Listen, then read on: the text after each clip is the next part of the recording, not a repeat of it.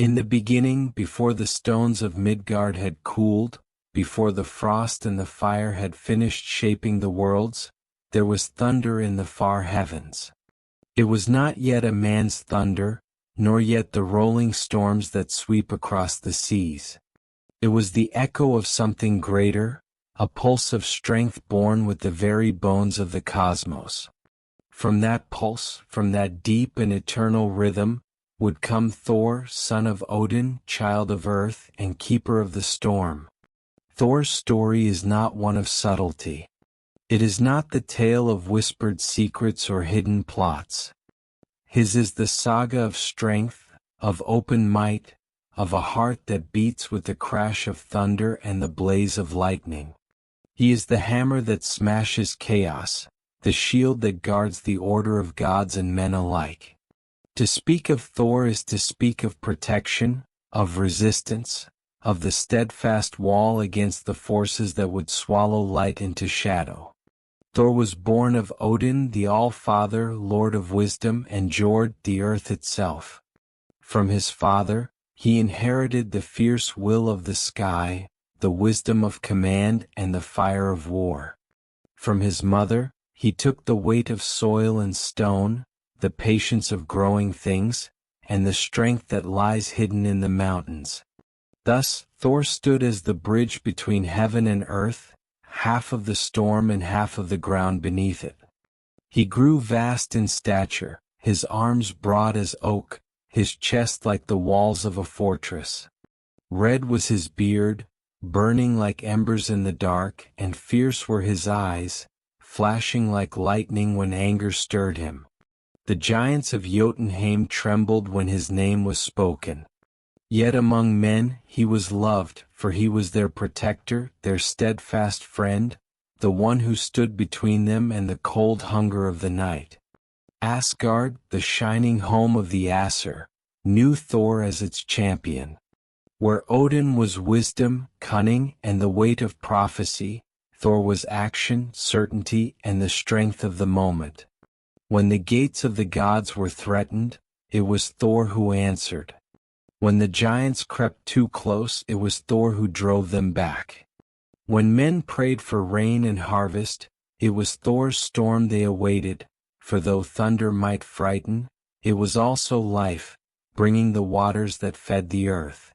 And so the myths of Thor grew, carried on the lips of skalds, remembered in the long winters by firelight. They told of his hammer, Mjölnir, the short-hafted weapon forged in the dark heart of the earth, born of dwarven hands and the heat of creation itself. They told of his chariot, drawn by goats whose hooves sparked lightning on the stones. They told of his great belt, Mjölnir, which doubled his strength, and his iron gloves that alone could wield the hammer's weight. Thor was not only a god of war. He was the god of the storm, yes, but also the god of fertility, for rain and thunder brought life as surely as they brought destruction. In the fields of Midgard, the farmers raised small hammers as charms, for they knew Thor's power lay not only in the smashing of enemies but in the blessing of soil and seed. His hammer consecrated marriages, guarded the home, and was raised in oaths of loyalty. Yet Thor's nature was never calm. He was quick to anger, fierce in battle, and unyielding once his course was set. He was not subtle like Loki nor measured like Odin. His way was the straight road, the blow of the hammer, the crash of storm. And for this very reason men trusted him. They knew where Thor stood, between them and the giants, between order and chaos, between light and the encroaching dark. Thor's hammer, Mjölnir, did not come easily into his hand.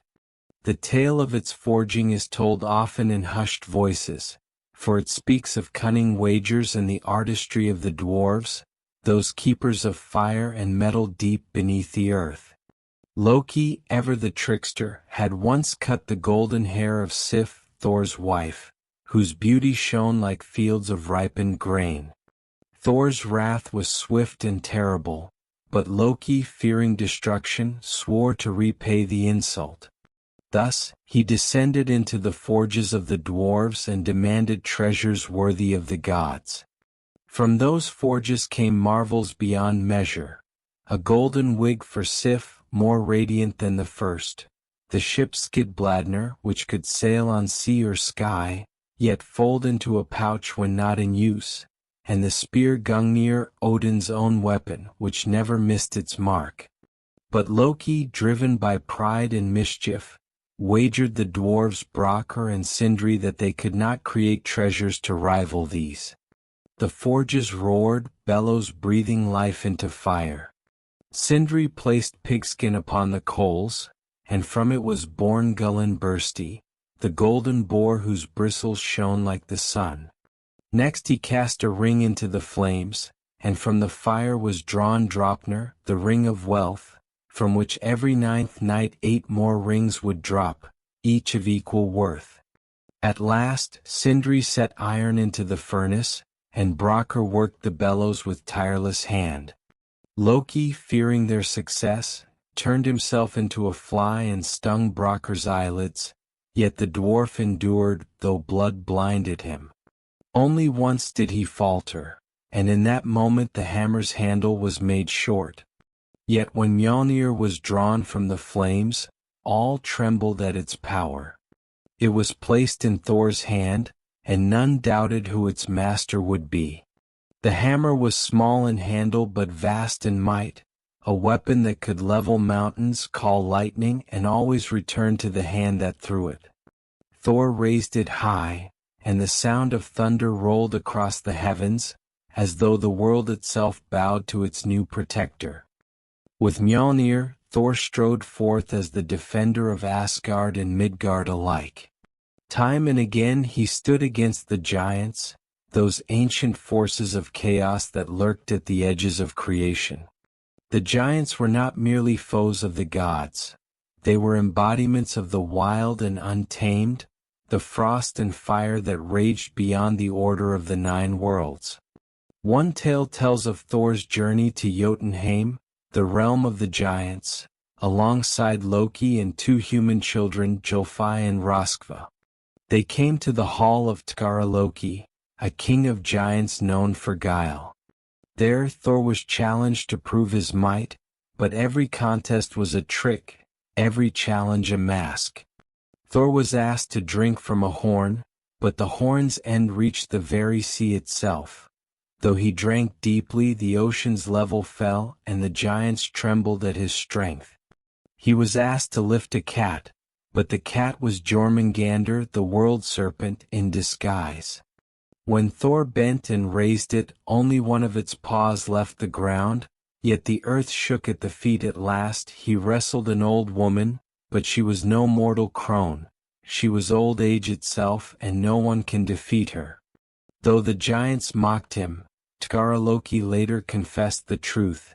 Thor's power had shaken the very foundations of their realm, and never again would they underestimate the god of thunder. But Thor's greatest enemy, his shadow across eternity, was the serpent Jormungandr, child of Loki and Angerboa. Cast into the sea by Odin, the serpent grew until it encircled all Midgard, biting its own tail. Thor and Jormungandr were bound by fate, destined to clash at the world's end, yet their enmity burned long before Ragnarok. On one fateful day, Thor went out to sea with the giant Hymir, seeking to prove his strength. They cast their lines into the deep, and Hymir pulled up whales with ease. But Thor's line was baited with the head of an ox, and from the depths rose Jormungandr, its eyes blazing like suns, its scales covering the ocean in shadow. Thor gripped his hammer, the serpent writhed, and lightning split the skies. He heaved with all his might, drawing the beast from the sea, its coils vast enough to circle the world. Thor raised Mjölnir to strike, but Hymir, terrified, cut the line. The serpent fell back into the deep, and the waves closed above it. Yet both knew the battle was not finished. Their final reckoning lay ahead. There came a day when Thor awoke to find Mjölnir gone. The hammer, his heart and his strength, his shield and his weapon, had vanished from its resting place. Without it, Asgard lay open, vulnerable to the giants who ever sought its ruin. Thor's rage was great, but even greater was his dread, for he knew what doom might fall if the hammer were not restored. He turned to Loki, ever the swift and cunning, though never fully to be trusted. Together they sought Freya, the goddess of beauty and desire, for her falcon cloak could carry one unseen through the skies. Freya, hearing Thor's plight, lent her cloak without hesitation. Loki donned the feathers and flew far to Jotunheim, where he found the giant Arwemar seated upon a mound. Arwemar boasted freely, for giants take delight in tormenting gods. "I have hidden the hammer 8 leagues beneath the earth," he said, "and it shall not be returned unless Freya herself is given to me as my bride." Loki returned to Asgard with the grim demand, and when Freya heard it, her fury shook the halls of the gods. "Do you think I would lie with a giant for gold and silver?" she cried, her necklace Brisingamen blazing with anger. The Aesir gathered in council, their brows heavy with worry. At last Heimdall, ever watchful, spoke with clear wisdom. "Let Thor be arrayed in Freya's bridal garments. Let him wear the veil and the necklace, and let him go as the bride to claim his hammer." At first Thor roared in outrage. "Shall I, the god of thunder, wear a bridal veil?" But the need was dire, and so he was clothed in the finery of Freya, with keys jingling at his belt and jewels shining at his throat. Loki, ever quick to scheme, went with him disguised as a handmaiden. Thus they journeyed to Jotunheim, where Arwemar welcomed them with joy. "Bring forth the bride," he cried, "and let the feast begin." The giants laid a banquet before them, and Thor, hungry as ever, devoured whole oxen and drank mead by the cask. Arwemar marveled at the appetite of his bride, but Loki, sly in speech, whispered, "Freya has fasted for 8 nights in longing for you." When Arwemar lifted the veil to steal a kiss, Thor's eyes blazed with lightning, fierce and deadly. Again Loki spoke swiftly, "Freya's eyes burn with longing, for she has waited long for this day." Satisfied, Arwemar called for the hammer to bless the marriage. Mjölnir was brought forth and laid upon the bride's lap, as was the custom to sanctify the union. In that instant, Thor's hands closed upon the hammer's short handle. The veil was torn away, the disguise cast aside, and thunder shook the hall.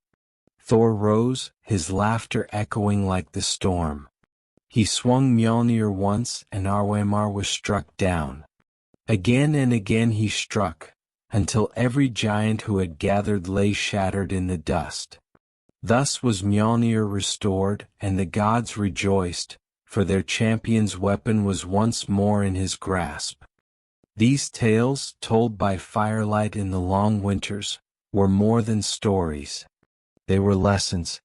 They reminded the people of the North that strength and courage were not merely for battle, but for protection, for the keeping of oaths, for the defense of what must endure. Thor was not subtle nor gentle, yet he was steadfast. He stood where others faltered, he struck where others feared, and in his thunderous might, mortals found comfort. For though Thor was a god, he was close to men. He walked among them, ate at their tables, accepted their prayers not as distant whispers but as bonds of kinship. Farmers wore hammer amulets around their necks, small tokens carved of silver or iron, invoking Thor's blessing upon their fields, their marriages, their very lives. In him they saw not the cold distance of fate, but the fiery nearness of protection. Thor's life was a ceaseless march between the worlds, a journey without rest. For the giants never slept, and their hatred for the Aesir was endless. Again and again they crept toward Asgard, seeking to break its walls, to drag its shining halls into ruin. And again Thor stood in their path, his hammer flashing, his roar shaking the heavens. There are many tales of these battles, scattered like stones upon the shore, each one a fragment of the storm that was Thor's life. One such tale tells of Geirröd, a giant cunning and cruel who despised Thor more than any other. Loki, in his wanderings, was captured by this giant and to win his freedom, promised to lure Thor into Geirröd's hall unarmed. Thor, warned by the goddess Grid, borrowed her staff, her belt of strength, and her iron gloves. Thus armed, though without Mjölnir, he came to Geirröd's hall. There the giant set traps for him. A red-hot iron was hurled across the hall, but Thor caught it with the iron gloves and hurled it back, driving it through Geirröd's body and into the stone beyond. The giant fell, his hall collapsing around him, and once more the strength of Thor had shattered the plots of chaos. In another tale, Thor journeyed with Loki, Jolfi, and Roskva to the land of the giant Hrungnir, whose skull was said to be of stone. They met in challenge, and Hrungnir, drunk with arrogance, boasted that he would tear down Asgard itself. The two met in battle, hammer against whetstone. Hrungnir cast his whetstone at Thor, but Mjölnir met it in midair, shattering the stone into shards that rained across Midgard. One piece lodged itself in Thor's head, where it remained forever, a mark of the struggle between order and chaos. Hrungnir fell, his stone skull crushed, yet the wound Thor bore was never healed. Through these battles, the people of the North saw in Thor not only a warrior but the very rhythm of life. For as storms come and pass, as thunder rolls and then fades into silence, so too did Thor's struggles remind them of the endless cycle. Each victory was temporary, each foe defeated only to rise again in another form. Yet still Thor fought, and still he stood unyielding. But always, behind these tales, there loomed the shadow of Jormungandr. The serpent lay coiled in the ocean's depths, unseen yet ever present, its body circling the world, its venom steeping the waters of Midgard.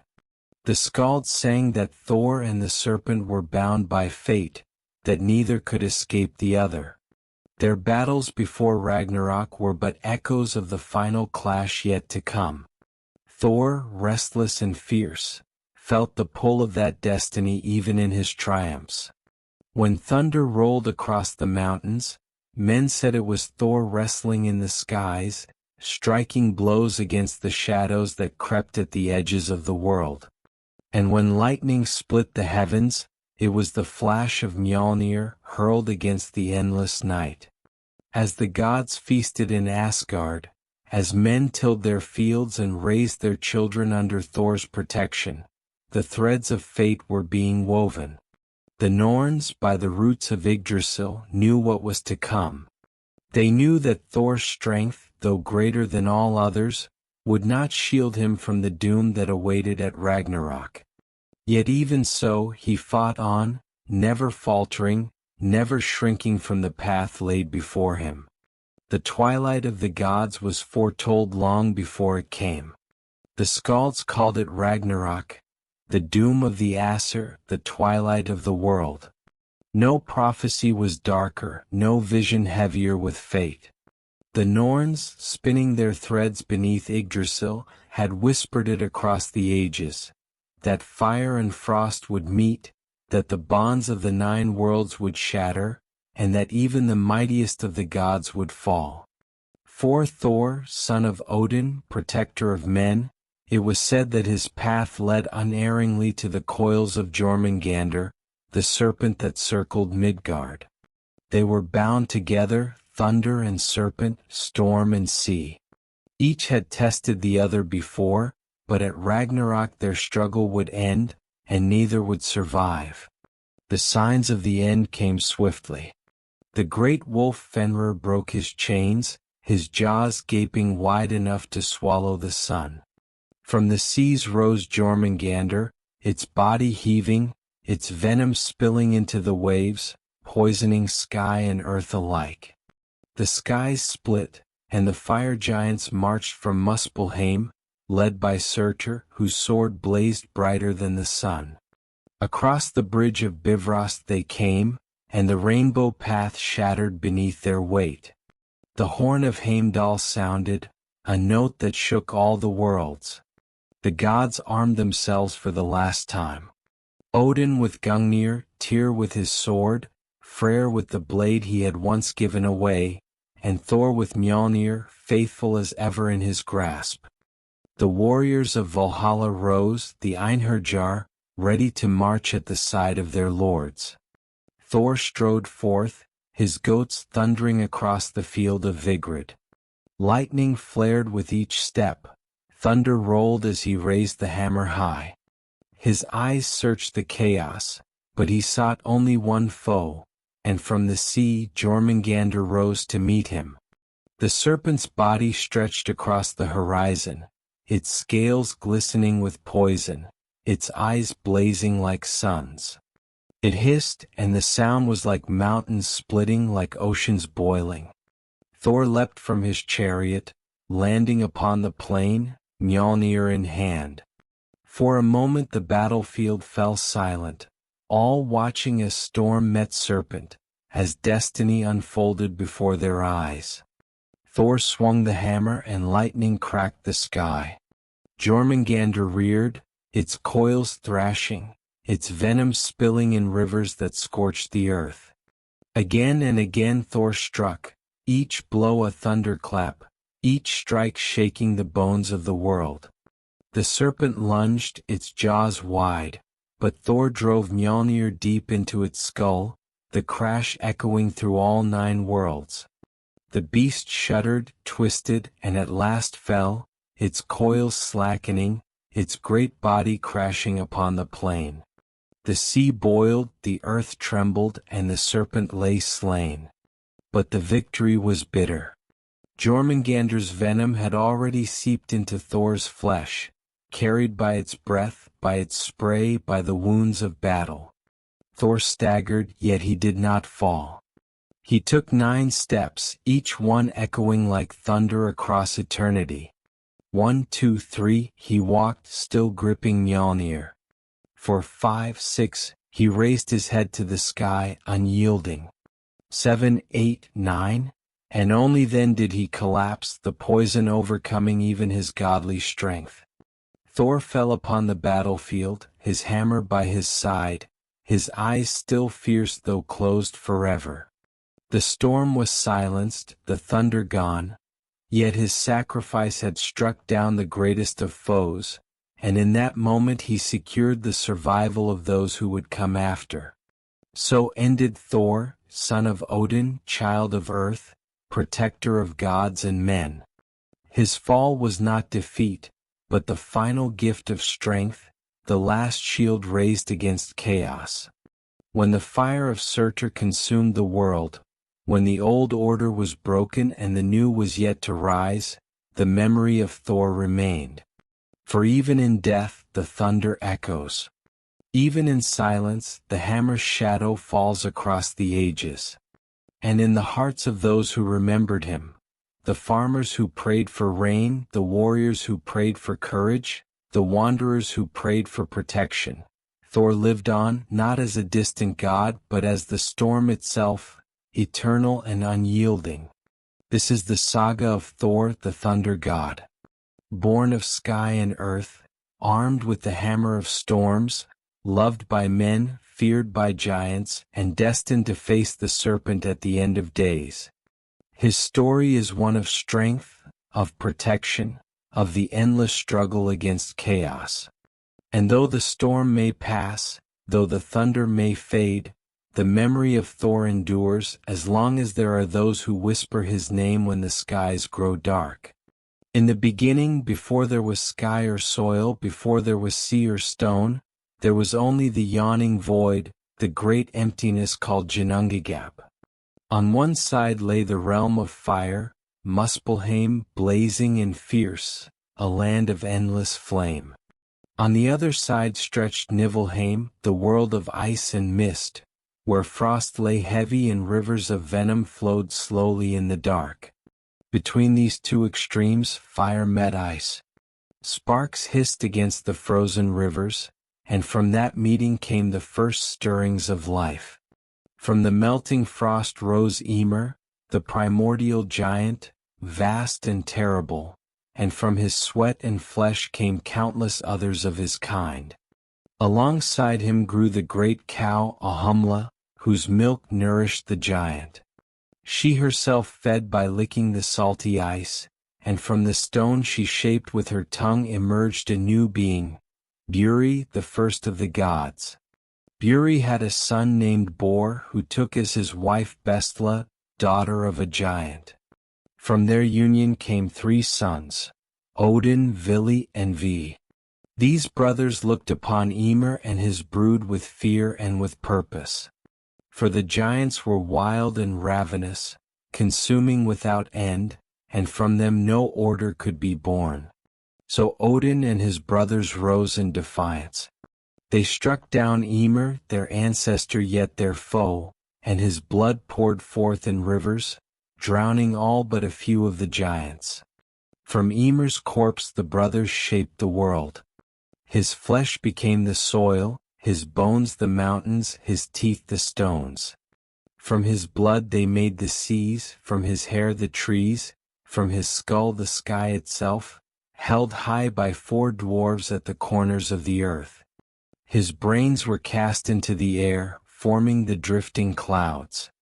And from his eyebrows they made Midgard, the realm of men, a fortress against the wildness that lay beyond. Thus the world was born, not from peace but from battle, not from harmony but from sacrifice. And Odin, who had led the strike, became the lord of this new order, the All-Father, the one who held dominion over gods and men alike. Yet creation was not enough. For though the world had form, it lacked life. Odin and his brothers walked along the seashore and found 2 fallen trees, one ash and one elm. From the ash they shaped the first man Ask, and from the elm the first woman Embla. Odin breathed into them the spirit of life, Vili gave them will and thought, and Ve gave them form and senses. Thus mankind awoke beneath the sky of Ymir's skull, fragile yet filled with fire. From that day Odin bore not only the weight of godhood, but the burden of fatherhood. He was not merely a ruler of divine halls, he was the shaper of men, the giver of breath, the guardian of a fragile race that would one day look to him for guidance. Asgard, the realm of the gods, rose high above Midgard, connected by the rainbow bridge Bifrost. There Odin built his hall Valskjaf, whose roof was thatched with silver, and within it his high throne Hlidskjaf. From that seat he could look across all the 9 worlds, seeing the deeds of men and giants alike. But though he could see much, Odin knew that sight alone was not wisdom, and knowledge was not yet his to command. For Odin's hunger was not for gold, nor for feasts, nor for the fleeting joys of battle. Odin hungered for wisdom, for secrets, for the runes that lay hidden beneath the skin of the world. From the very beginning he sought not only to rule but to understand. Odin was a god of many faces, lord of battle, father of men, ruler of Asgard, but above all he was the seeker of wisdom.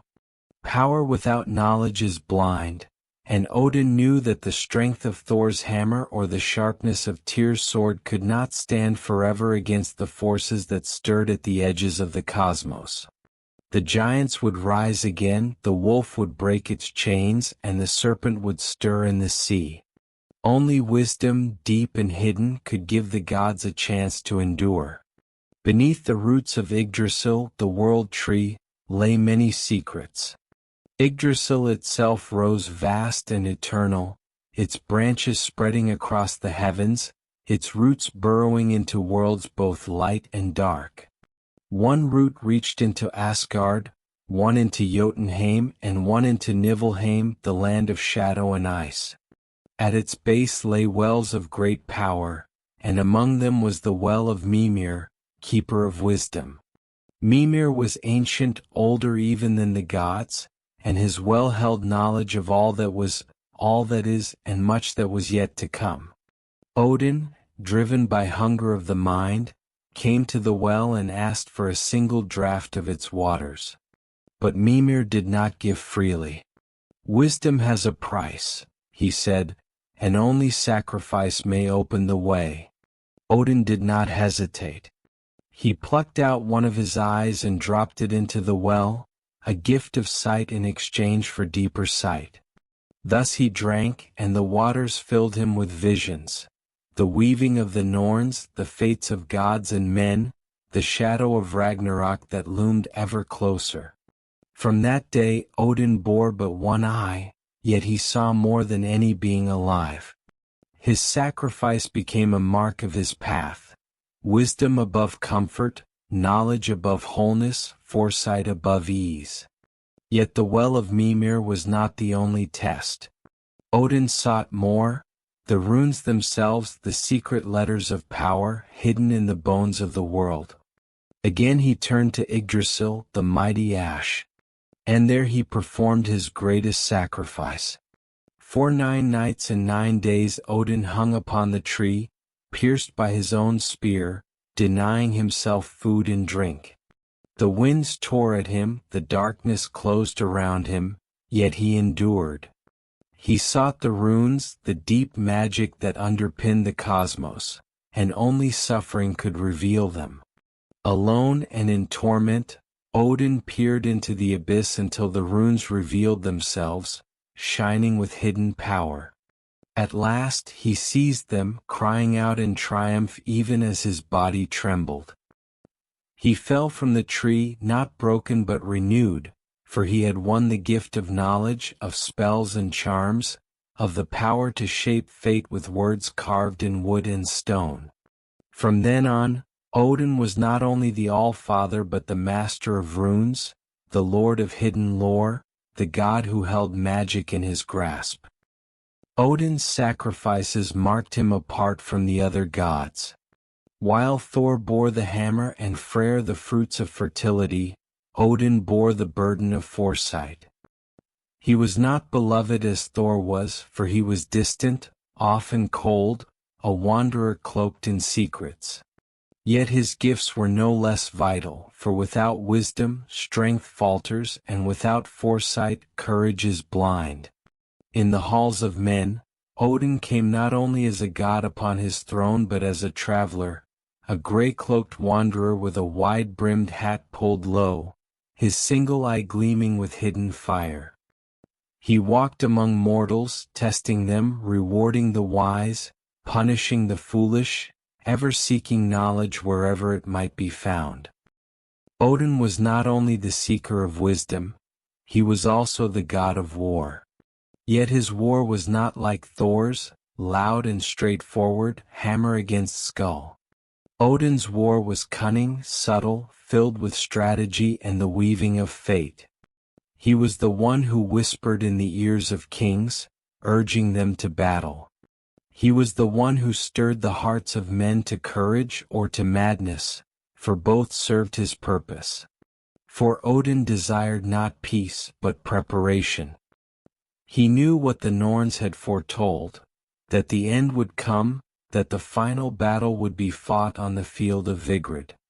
And for that day he gathered an army not of gods but of men. When warriors fell in battle, not all their souls passed into the shadows of hell. Half of them were claimed by Odin, led by the Valkyries, the choosers of the slain.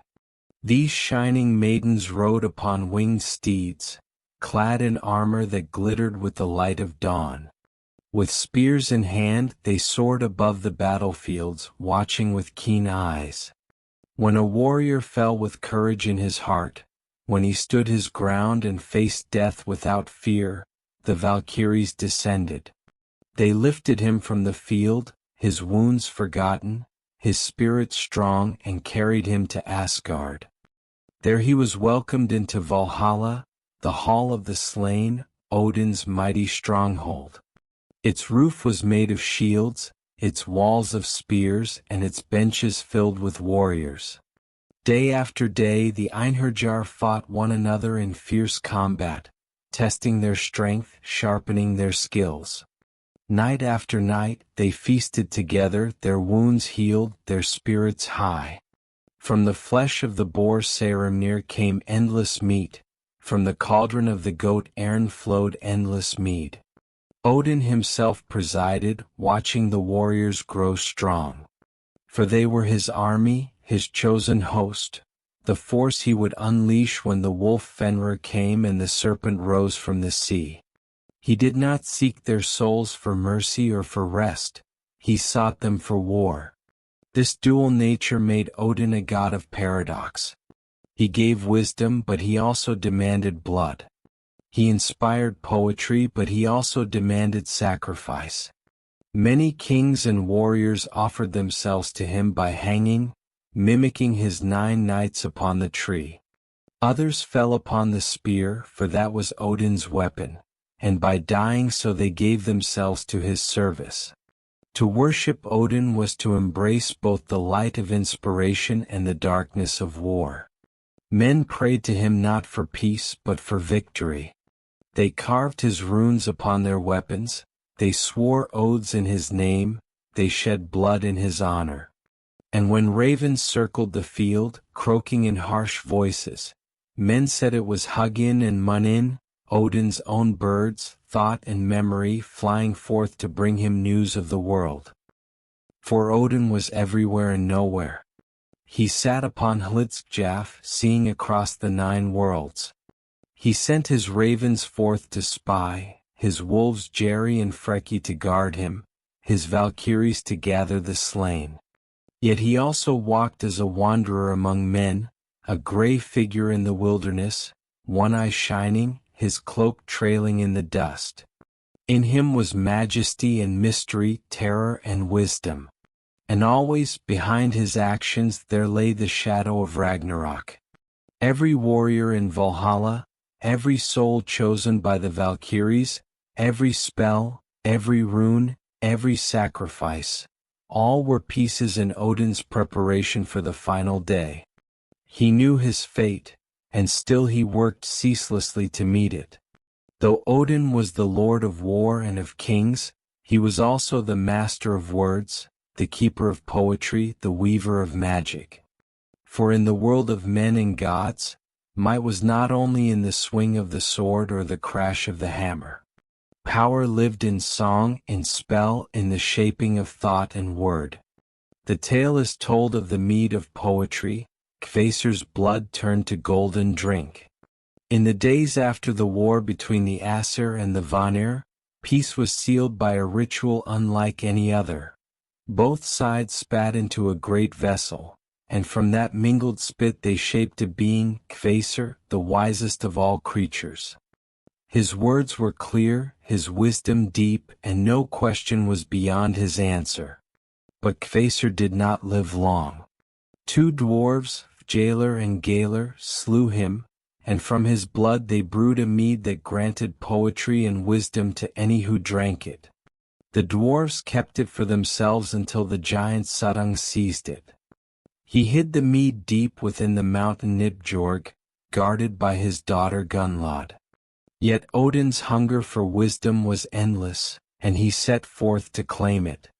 Disguised as a wanderer, he labored for Suttung's brother, Bogi, and tricked him into boring a hole into the mountain. Through this hole Odin slipped, transformed into a serpent. There he met Gunnlod, who guarded the precious mead. 3 nights he lay with her, and in return she let him drink. 3 great draughts he took, but with each he emptied a vessel, and so he consumed all of the mead. Then, shifting into the form of an eagle, Odin soared into the skies, the mead of poetry in his throat. Suttung pursued him in eagle form, the wind roaring at their wings. The gods of Asgard prepared vessels, and as Odin crossed the walls of his home, he spat the mead into them. Thus the mead was saved for the gods, and from it came the gift of poetry, the inspiration of the skalds, the songs that carry memory through the ages. Odin's mastery was not only over poetry, but over the runes, those letters carved with power, learned in his sacrifice upon Yggdrasil. With runes he could heal the sick, blunt the weapons of foes, free the bound, or bind the willing. He could stir love, awaken courage, summon storms. Words in his hands were not mere sounds, they were forces deep as fire, sharp as steel. And beyond the runes lay the mysteries of Seer, the magic of the Vanir, which Odin learned and mastered though it was deemed unmanly by many among the Aesir. With Seer he could weave fate, glimpse the threads of what was yet to come, and bend the world toward his will. This was the heart of Odin's being, the pursuit of wisdom and of power, no matter the cost, no matter the shame, no matter the sacrifice. To men, Odin gave the gift of poetry and song, but also the terror of madness. For he was a god of ecstasy, of frenzy, of the thin line between inspiration and insanity. Warriors who raged in battle with the fury of beasts were said to be touched by him, as were poets who spoke with words that burned like fire. Odin was the storm of the mind as Thor was the storm of the sky. He was worshipped not with comfort but with awe, not with trust but with fear. For to follow Odin was to walk a dangerous path, to seek wisdom in the shadows, to trade safety for knowledge, to choose vision over peace. The end was always written. From the first draft at Mimir's well, from the first rune won upon Yggdrasil, Odin had known it. The Norns did not weave in secrecy. Their loom was eternal, and the threads they wove could not be undone. Odin knew that his wisdom, vast as it was, could not save him from the day of doom. Yet still he prepared. Still he gathered warriors in Valhalla. Still he sought every secret of earth and sky. When Ragnarok came, it came with fire and shadow.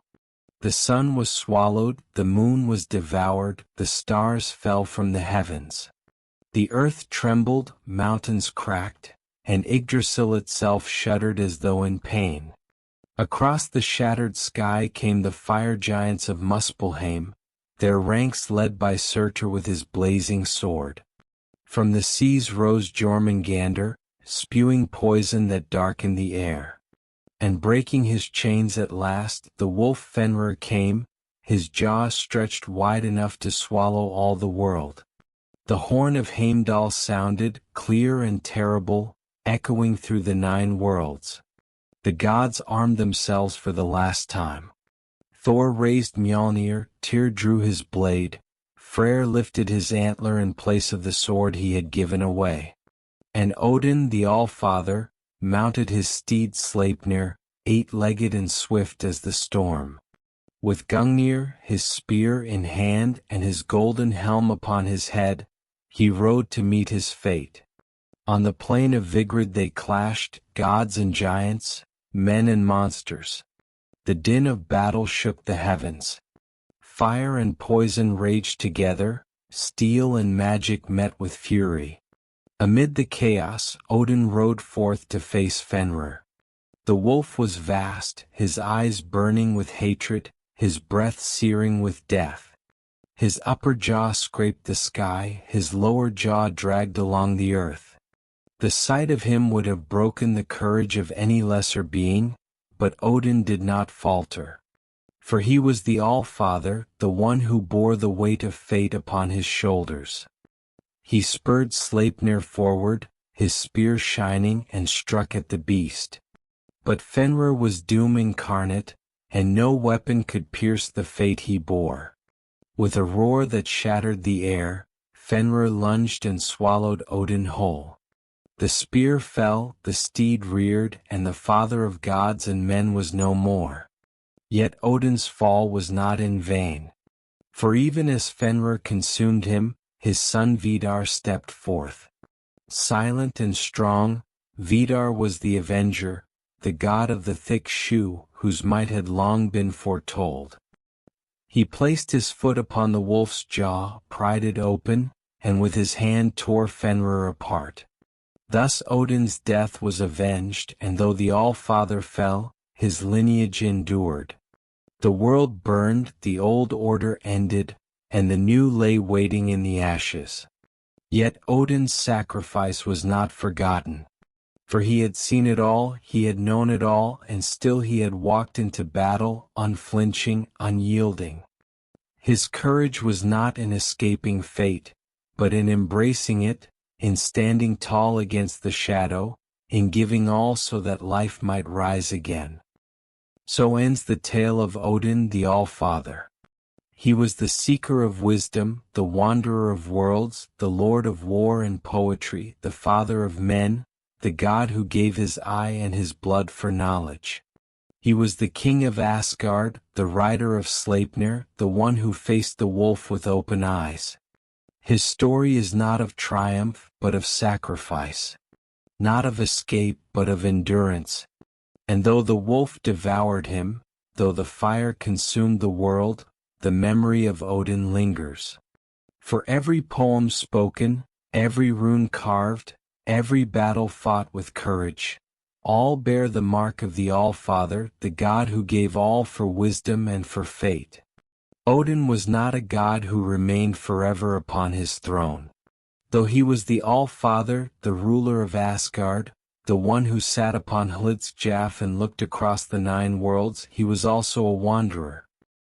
He cloaked himself in gray, drew a wide-brimmed hat low over his face, and walked among men. He came as a beggar, as a traveler, as a stranger at the door, testing the hearts of mortals. When men looked upon him, they did not always know him. He could be an old man with a staff, his single eye hidden in shadow. Yet his presence was heavy, as though the air itself bent around him. Sometimes he brought gifts, words of wisdom, a charm to heal, a prophecy to guide. Sometimes he brought challenge, riddles to be solved, questions to test the worth of those who faced him. And sometimes he brought only doom, for Odin's path was never simple, never safe. With him often flew his ravens, Hugin and Munin, thought and memory.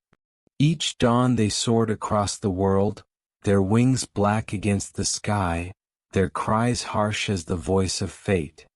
They flew over Midgard, over Jotunheim, over the seas and the forests, and returned at night to perch upon Odin's shoulders. There they whispered all they had seen, and so Odin knew much of what passed beyond his sight. But Odin himself confessed his fear, that Hugin might not return, that Munin might be lost. Forethought may fail, and memory may fade, and even the wisest fear the loss of their mind. In this fear Odin was closer to men than most gods, for all men fear forgetfulness, and all men cling to thought and memory as to life itself. At his feet prowled his wolves, Jerry and Freki, ever hungry. To them Odin gave his meat at the feasts of Asgard, for he himself needed little but wine, which alone sustained him. The wolves were more than companions, they were the shadow of war, the hunger of battle, the beasts that stalked the fallen. Men who saw wolves upon the battlefield thought of Odin, for in their fangs and in their howls was the echo of his presence.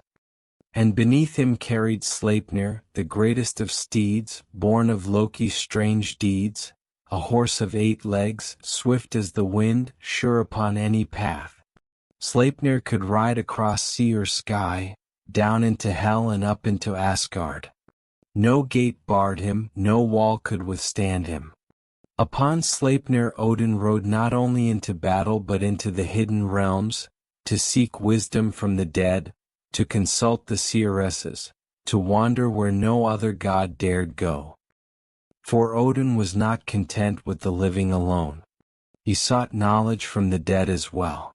Many tales tell of him summoning the spirits of those long buried, drawing them forth to speak in whispers of what lay ahead. He asked them of fate, of hidden things, of the shadows of destiny. The dead did not always answer willingly, yet Odin compelled them with his runes, with his will, with his hunger for knowledge. This hunger made him a god both revered and feared. For men prayed to him not with gentle words but with sacrifice, knowing that Odin's gifts came at a price. Kings and warriors bent themselves to his will, offering blood, offering life, offering themselves. Some hanged from trees in his name, imitating his own sacrifice upon Yggdrasil. Others gave their lives upon the spear, for that was Odin's mark, sharp and merciless. Among the people of the north, Odin was a god of many faces. To poets and skalds, he was the giver of inspiration, the source of the mead of poetry. To kings, he was the granter of victory, the whisperer of strategy, the one who could turn the tide of battle. To magicians and seers, he was the master of runes, the one who wove fate itself. But to simple folk, Odin was distant, too strange, too dark. They turned instead to Thor, whose hammer was protection, whose storm was blessing. Odin was the god of rulers, of poets, of those who sought more than safety. He was the god of those who dared to reach beyond. Thus his worship was not universal, yet where it was practiced it was deep. Chieftains swore their oaths to him, warriors carved his symbols upon their weapons, and kings claimed his favor to legitimize their rule. In his name men shed blood, and in his name they sought wisdom. His was the path of danger, of sacrifice, of vision beyond comfort. And always the ravens flew, and always the wolves prowled, and always the wanderer walked among men. Odin was never still. He was the restless god, the seeker of all that lay hidden, the one who traded eye and blood and comfort for wisdom. Odin stands at the heart of Norse belief, yet he is not alone among the gods of men. Across the wide web of Indo-European peoples, echoes of his being are heard in other names, other shapes, other thrones. Scholars tell of Zeus in Greece, sky father and wielder of thunder. They tell of Varuna in Vedic India, keeper of oaths and lord of the cosmic order. They tell of Wotan among the Germanic tribes, a name that would one day blend with Odin's, a wanderer cloaked in shadow, lord of frenzy and fate. These gods, though shaped by different tongues and lands, share a kinship. They are rulers, lawgivers, seekers of wisdom, masters of storm and sky. Yet Odin is darker than many of his kin. Zeus is lightning and law, but he does not hang himself on the tree. Varuna binds with his noose, but he does not pluck out his own eye. Wotan of the German forests, however, grows closer to Odin's nature, a god of ecstasy and terror, of wild visions and whispered charms, of warriors howling like wolves beneath the moon. In Odin, the Northmen saw not a god of simple light, nor a god of simple dark, but one who carried both. He was the king of Asgard, seated high upon Hlidskjalf, gazing across the 9 worlds. He bore the majesty of rule, the crown of sovereignty, the presence of command. Yet he was also the wanderer in gray, the old man who walked alone through the night, the seeker who bent his body to torment upon Yggdrasil, the magician who delved into the shadows of death. This duality gave him power but also distance. Thor was close, beloved, a friend of men. Freyr was fertility and harvest, giver of life. Frigg was motherly, Heimdall ever watchful, Balder shining with beauty. But Odin was apart. To love him was to risk him, for his favor was never free, his gifts were edged with danger. He could bless with wisdom or strike with madness, lift a man to kingship or cast him into ruin. The skalds often sang of Odin's presence in battle. Not with the crash of Thor's hammer, but with the whisper of fate, When the clash of shields began, men sometimes felt a strange fire seize them, a frenzy, a madness, a power beyond their own strength. They became berserkers, howling like beasts, feeling no pain, striking with inhuman force. Such men were said to be touched by Odin, filled with his spirit, carried beyond reason into the storm of battle. Yet when the frenzy left them, they often stood broken, their minds shattered, their lives spent. For Odin's touch gave glory but rarely peace. In the stillness of the night, when the wind moved across the forests and the stars shone cold above, men sometimes imagined the wanderer passing by. A gray cloak stirring, a wide hat casting shadow, a single eye glinting like fire in the dark. He might come to bless, he might come to curse, he might come only to watch. No one could be certain. And so men feared to speak lightly of him. His name was carved, whispered, honored, but always with caution. The poets called him many names. The All-Father, the High One, the Masked One, the Raven God, the Gallows Lord. Each name carried a story, each story a facet of his being. He was not one thing but many, shifting like a shadow, broad as the sky yet sharp as a knife. And above all he was restless. For Odin was never content to sit in glory. Always he sought more wisdom, more power, more secrets torn from the fabric of creation. He gave much but he demanded more. He ruled yet he wandered. He saw yet he hungered to see more. He lived, yet he consorted with the dead. This was Odin, not a god of comfort but a god of hunger. Not a god of stillness but a god of seeking. And in his endless seeking, he became the very heart of the North, the restless spirit of a people who lived always between storm and frost, between light and shadow. In the frozen lands of the North, beneath skies that blazed with auroras and storms, men looked to Odin not as a gentle father, but as a distant, demanding power. His worship was not the common worship of farmers seeking rain or fishermen praying for calm seas. Those belonged to Thor and Njord. Odin's name was spoken in the halls of kings, in the camps of warriors, in the dark corners where poets shaped memory into song. Odin was the god of rulers. Kings claimed descent from him, saying their bloodline carried his fire. To rule without Odin's blessing was dangerous, for power without his favor might crumble swiftly. In battle, kings raised their spears and dedicated their foes to him, crying out, "Odin owns you all." The slain were his, their spirits carried by the Valkyries to swell the ranks of Valhalla. Sacrifices to Odin were not gentle. They were harsh, for his hunger was great. Horses were hanged in his honor, their lifeless bodies swinging from sacred trees. Sometimes men too were offered, hanging with nooses around their necks, pierced by spears, mimicking Odin's own sacrifice upon Yggdrasil. Such rites were not whispered but declared openly, for all knew Odin's gifts came only through blood. Yet Odin was not only the god of kings and warlords.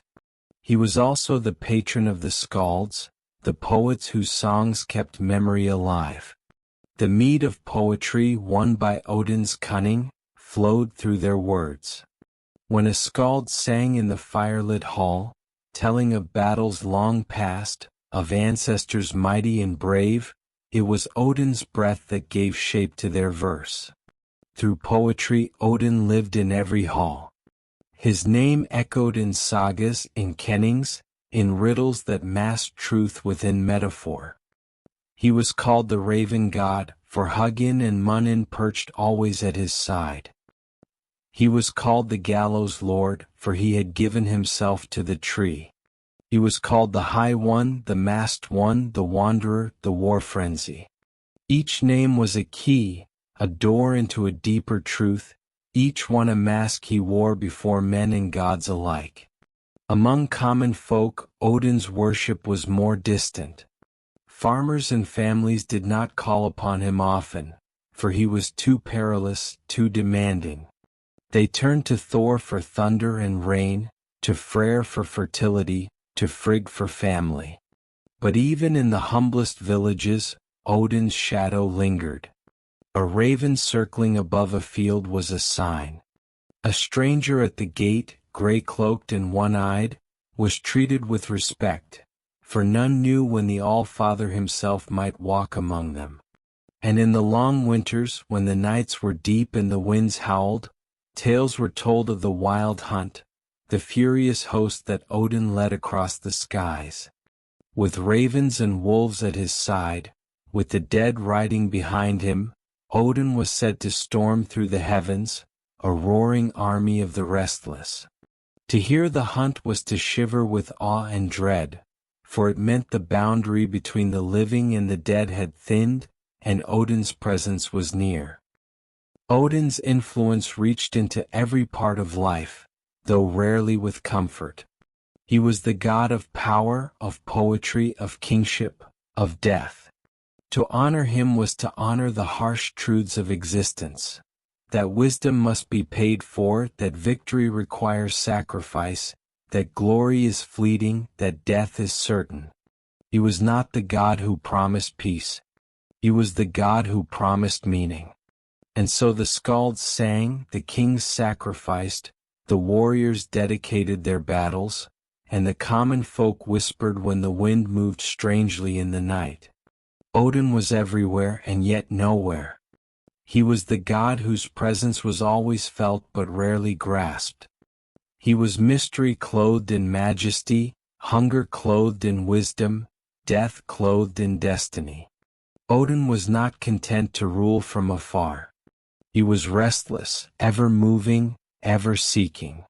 His throne Hlidskjaf gave him sight across the 9 worlds, but even vision from above was not enough.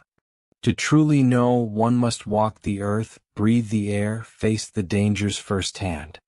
And so Odin set aside his crown and his majesty and walked the worlds as a wanderer. He wore a gray cloak, patched and worn. He carried a staff, simple in form but heavy with unseen power. Upon his head he drew a wide-brimmed hat, shadowing his single eye, leaving strangers unsure of what they saw. To men he was an old traveler, perhaps a beggar, perhaps a sage. But within his gaze burned the fire of the All-Father, and those who looked closely trembled.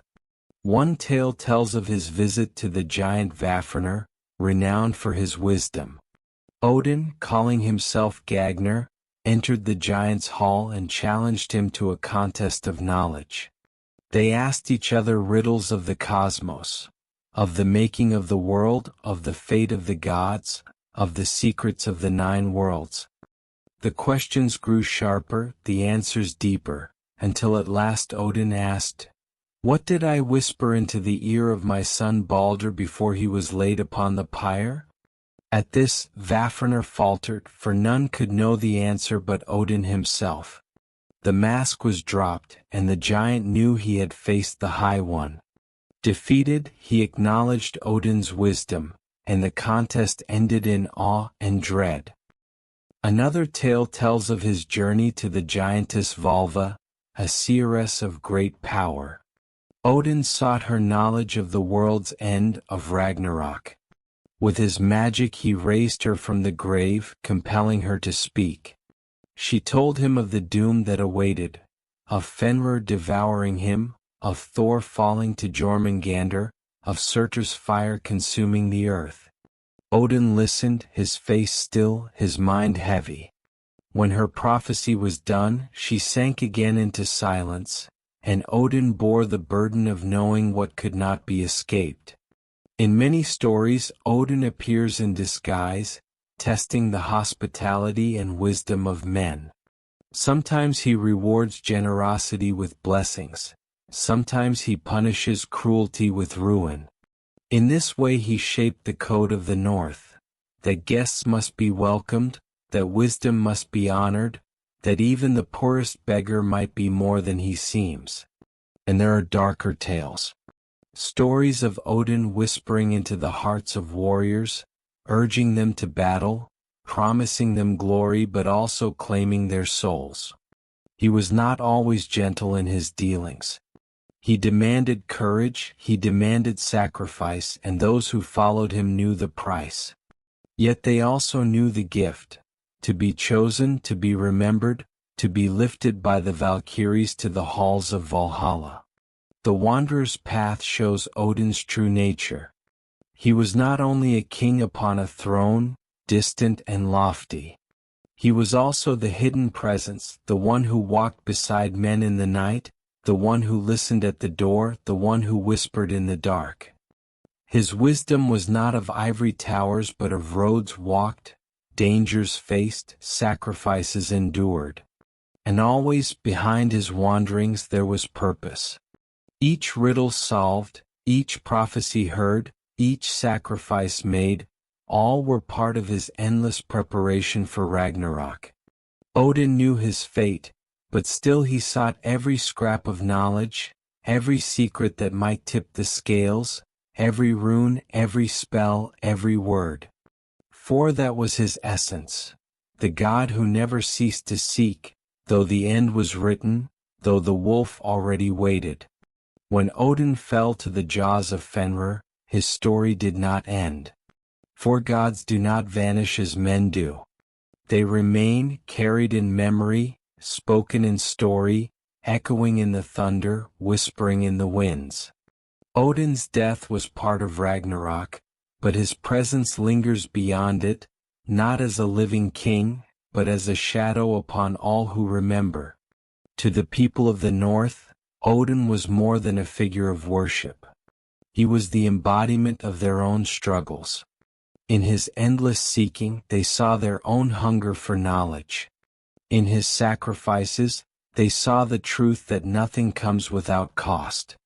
In his dual nature, king and wanderer, giver and taker, wise and dangerous, they saw the world itself filled with paradox and mystery. Odin's name lived in poetry.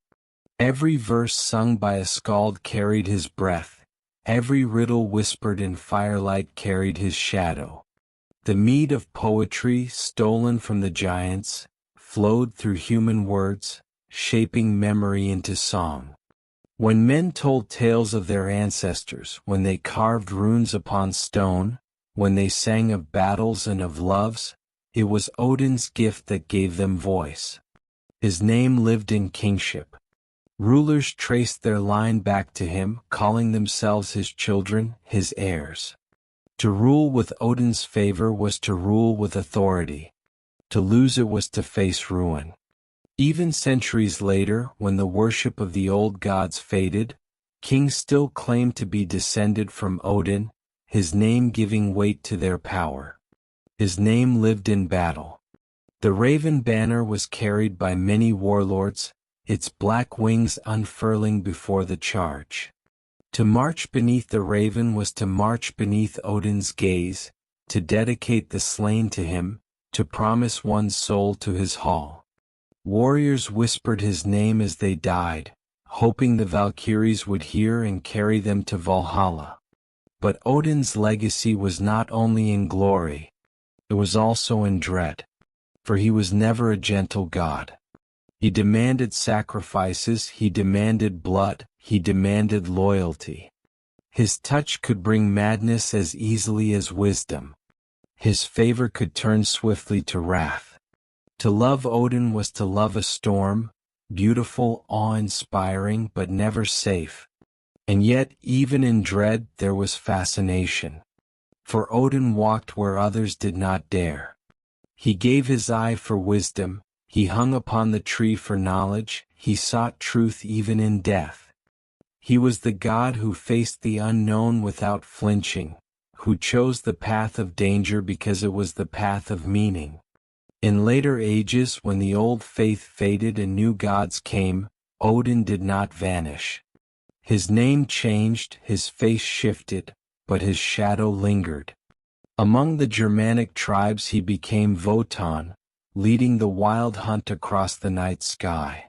In stories told at winter's heart, a gray wanderer with a long beard rode a horse through the heavens, bringing both gifts and fear. Some say that in these tales lies the seed of another figure, distant but faintly echoing, the winter rider who brings gifts to men. Yet beneath every mask, Odin remained Odin, the restless seeker, the one-eyed wanderer, the high one whose hunger never ended. And so, when storms move across the north, when ravens wheel in the sky, when poetry stirs the heart, Odin is still there. Not as a living god upon a throne, but as memory, as presence, as the eternal truth that wisdom comes with sacrifice, that power comes with a price, that even the greatest must fall. Odin's legacy is the lesson of the North, that fate cannot be escaped, but it can be faced. That death cannot be denied, but it can be met with courage. That wisdom is worth pain and meaning is worth sacrifice. Thus ends the tale of Odin the All-Father. Born of Bestla, brother of Vili and Ve, shaper of the world from Ymir's corpse. Giver of breath to men, seeker of wisdom at Mimir's well, sacrificer upon Yggdrasil. Lord of war, father of kings, patron of poets, master of runes. Rider of Sleipnir, keeper of ravens and wolves. Wanderer, ruler, sacrifice seeker. Swallowed by the wolf, yet unforgotten. Odin is not comfort, but he is truth. He is not peace, but he is meaning.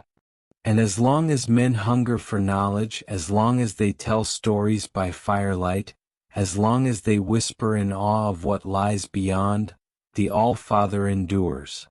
Even when the gods of the north ceased to be worshipped, Odin's shadow remained. His name was carved upon stones, whispered in poetry, and remembered in the sagas that outlasted kingdoms. Long after the temples fell silent, his presence endured, carried not in ritual but in memory. Archaeologists uncover his traces still. Amulets shaped like ravens, carvings of one-eyed figures, runic inscriptions invoking his name. The bracteates of the migration period, small golden medallions, often depict a figure thought to be Odin himself, sometimes with a horse, sometimes with birds. These were not mere ornaments, but charms calling upon the god for protection, wisdom, or victory. On the great rune stones of Sweden and Denmark, Odin's name is written alongside the memory of kings and warriors. Odin owns the slain, some declare, a stark reminder that battle belonged not only to men but to the god who gathered their souls. In every rune carved, in every name remembered, his presence lingered. And yet, from the shadow of Odin's memory, another tale rises. Where the All-Father was wisdom and sacrifice, his son was strength and laughter, thunder in the clouds and fire in the heart. If Odin was the whisper of a raven in the dusk, Thor was the roar of the storm at dawn. Thor, son of Odin and Earth, was not born to sit upon a throne of runes, nor to trade his eye for secrets. He was born to walk among the stones and rivers, to laugh with the winds, to wrestle with the mountains, to be the guardian of gods and men. As a child, he was strong before his time, yet gentle in ways the sagas seldom tell. He would sit upon the high hills and watch the skies change colors, red at dawn, silver at noon, violet at dusk. He would reach his hands toward the clouds and sometimes it seemed the clouds reached back. The people of Midgard, the humans far below the halls of Asgard, would one day fear his anger and love his protection. But in the beginning, Thor was not a god of wrath. He was a child who loved the sound of rain upon the roof, who spoke with calves in the meadow, who felt joy in the tumbling rivers. The skies above Asgard had grown heavy with clouds, as though the heavens themselves whispered of distant storms. From the golden halls of Valasjaf, where Odin once sat in his high seat to watch over all the worlds, a new story stirred. It was not the tale of the All-Father, nor of silent ravens upon the wind, but of his son Thor, whose steps shook the ground like thunder before rain. The time had come for Thor to journey beyond the shining walls of Asgard, across the rivers and forests, and into the frozen expanse of Jotunheim, the land of giants. It was not war that called him, not yet, but challenge. For the giants had grown restless, murmuring in their halls of ice that Thor's strength was but a boast, that his hammer was but a tool, that the gods of Asgard were not as mighty as their songs declared.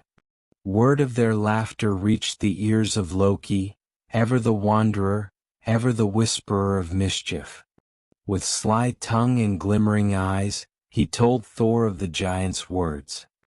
He described their feasts, their riddles, their contests of strength, where even mountains might be lifted and oceans drunk dry, if one dared. Thor, whose heart was quick to fire, felt anger stir, but alongside it came a deeper flame, the desire to prove himself not only to the giants but to the 9 realms themselves. And so, he resolved to travel north, to meet the giants in their own land, and to see if their laughter would continue when thunder walked among them. Yet the journey was long, and no god could cross such lands alone. Loki, with a grin, offered his company.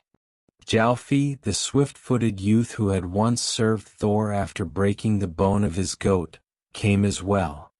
And Röskva, Thjalfi's sister, gentle yet brave, joined them too.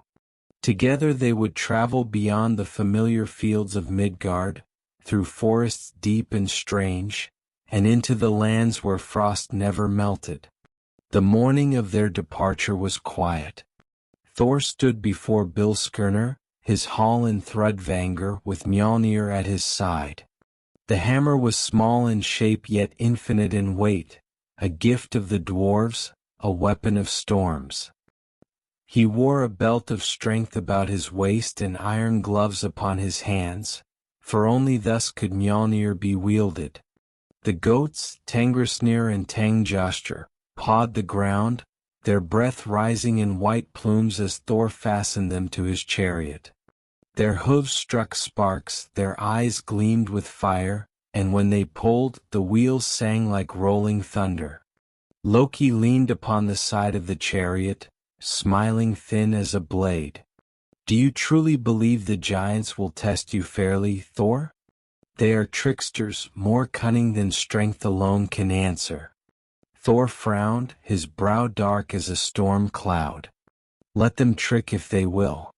Thunder does not fear riddles, nor does strength falter at shadows. I will meet their games as I meet their blows, with courage." Röskva, standing close, placed a hand upon Thor's arm. "Remember, Lord of Thunder, not all battles are fought with hammers. Some are fought with patience, and patience can weigh heavier than stone." Thor gave her a nod, for though his heart burned with impatience, he knew truth when he heard it. With that, they climbed into the chariot. The goats leapt and the world shook. Through cloud and wind they rode, over mountains and seas, until Asgard lay behind them and the wild edges of Midgard opened below. The road northward was a tapestry of shifting worlds. They passed forests where the trees grew so tall their crowns were lost in mist, and rivers whose waters sang of old secrets.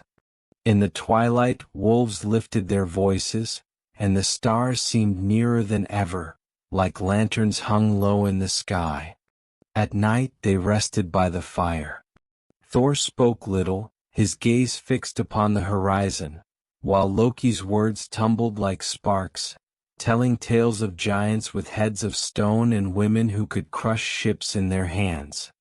Thjalfi listened wide-eyed, eager for the adventure to come, while Röskva hummed soft songs that kept the dark at bay. On the third night, the wind grew colder and frost began to creep upon the ground. They had crossed into the lands where Jotunheim's breath was felt, though its heart was still far away. It was then that they saw it, a hall vast as a mountain, its walls rising like cliffs, its gate wide enough for an army to march through. Yet no torches burned, no voices called, no life stirred within. Thor approached, his hand upon Mjölnir. "A giant's hall," he murmured. "But where are its keepers?"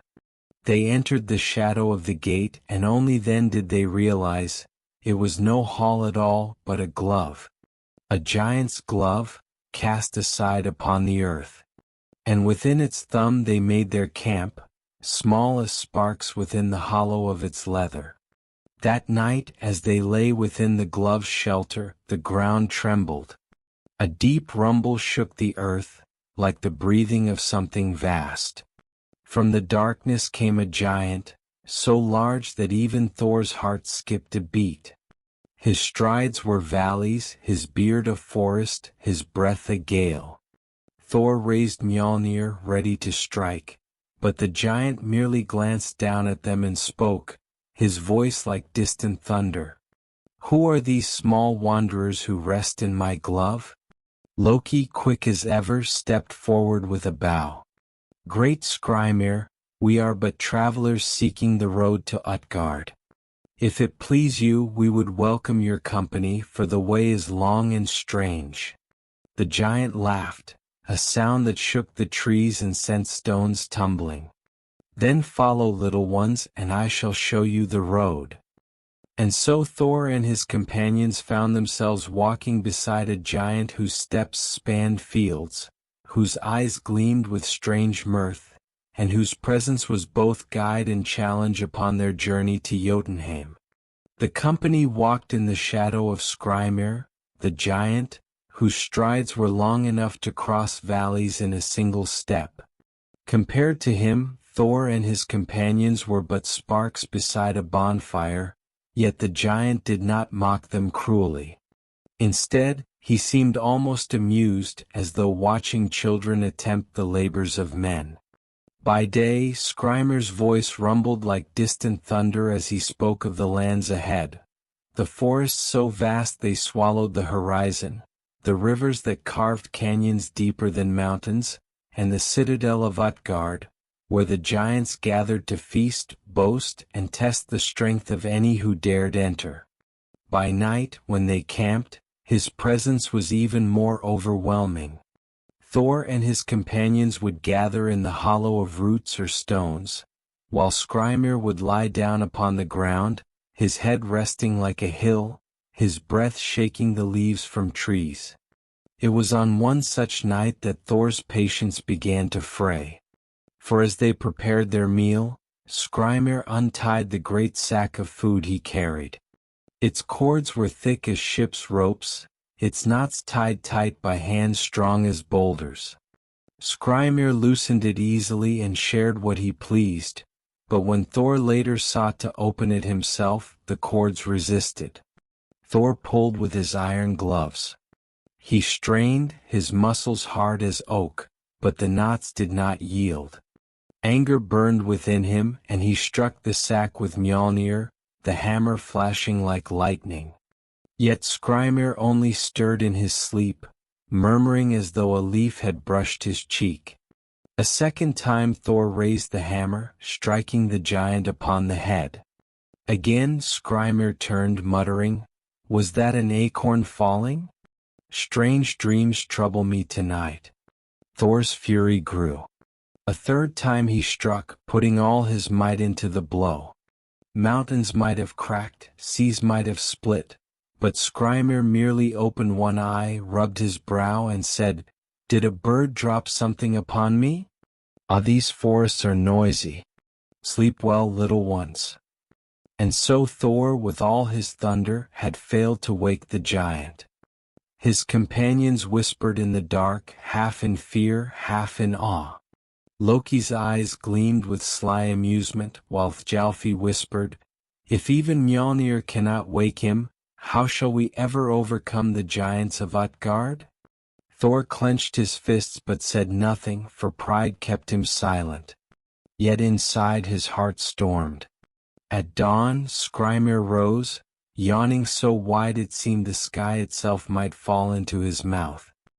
He stretched his arms, long as rivers, and smiled down at the travelers. "You are small indeed, yet bold to follow me so far," he said. "Now the road to Utgard lies before you. There, in the hall of King Utgard Loki, you shall find contests enough to test your boastful thunder. But remember this, little Thor, not all battles are won with hammers. Some battles are fought with wit, with endurance, with the strength that hides behind the eyes." With that, the giant turned and strode away, vanishing into the horizon like a mountain carried by the wind. The travelers pressed onward, and soon the forest thinned, giving way to open plains of frost and stone. The air grew sharp, each breath a crystal, each word a cloud. And at last they saw it, Utgard, the fortress of the giants. Its walls rose higher than cliffs, its gates were vast as valleys, and its towers glittered with frost as if crowned with stars. Loki, his eyes bright with curiosity, whispered, "This is no place for mortals to tread, and even gods must step lightly here. Yet what tales we shall tell when we return." Thor said nothing, though Mjölnir weighed heavy at his side. At the gate they were met by the guards of Utgard, giants tall as trees, whose laughter rolled like drums when they saw the small travelers. Still they allowed them passage, for the halls of Utgard welcomed challenge, and no boast was left untested. Inside, the company was led to a vast chamber, its ceiling lost in shadow, its walls hung with banners of ice. Fires burned in pits large enough to swallow houses, and the air was thick with the scent of roasted meats and the sound of laughter like breaking stones. Upon a throne of frost sat Utgard Loki, the king of the giants. His eyes gleamed with cunning, his smile was sharp as a blade. He welcomed the travelers with mocking courtesy. "Well, well, the Thunderer himself, small as a child's toy in my hall. And Loki, ever the trickster, though here you will find tricks older and greater than yours. Tell me, gods of Asgard and your mortal companions, what strength do you claim, and what contest shall prove your words?" Thor stepped forward, his voice deep and steady. "I claim the strength of thunder, the might to shatter mountains, the courage to face giants and beasts alike. Name your contest, and I shall not falter." Utgard Loki leaned upon his throne, his smile widening. "Very well, Thunderer. Here in Utgard we do not measure strength by words but by deeds. You and your companions shall be tested each in turn. And when the contests are done, we shall see if your boasts ring true, or if they are but echoes in the storm." The hall roared with laughter and anticipation. The tests were about to begin. The hall of Utgard was alive with laughter and the heavy tread of giants. Flames leapt high in the vast hearths, casting shifting shadows across stone pillars carved with runes older than memory. Thor, Loki, Thjalfi, and Röskva stood small and bright amid the gloom, their presence almost swallowed by the immensity of the place. Utgard Loki, seated upon his throne of frost, raised one great hand for silence. The laughter hushed, though smiles lingered upon faces carved like cliffs. His eyes gleamed as he looked down upon the newcomers. "You claim greatness," the king said, his voice deep and rolling, "but here in Utgard words are wind. We honor only what is proven. Each of you shall be tested in the sight of the hall. Fail and you leave in shame. Succeed, and your name shall be remembered, even among giants." Loki stepped forward first, his smile unshaken, though his eyes darted like firelight. If there is a contest of wit or cunning, I shall take it. None in Asgard or Midgard can match my speed of tongue or swiftness of appetite. Utgard Loki's grin widened. Then let us see how swift you truly are. You shall face Loki in a contest of eating. Bring forth the trencher. From the shadows, giants dragged a great wooden trough, long as a banquet table, filled with roasted meats and bones piled high. At one end stood Loki, and at the other Logi, a giant with eyes that flickered like embers, his very breath shimmering with heat. The hall bellowed with laughter and cheers as the contest began. Loki ate swiftly, his hands and mouth moving like a storm, tearing through the meat, cracking bones, swallowing all before him. Never had he feasted with such ferocity, his pride burning brighter than hunger. But at the other end, Loki consumed not only the meat but the bones, the trencher itself, and the very wood beneath. When at last they rose, Loki had devoured his share, but Logi had left nothing. Not bone, not wood, not ash. Utgard Loki clapped his hands and the hall roared with laughter. Loki, you have eaten well, but Logi has consumed all.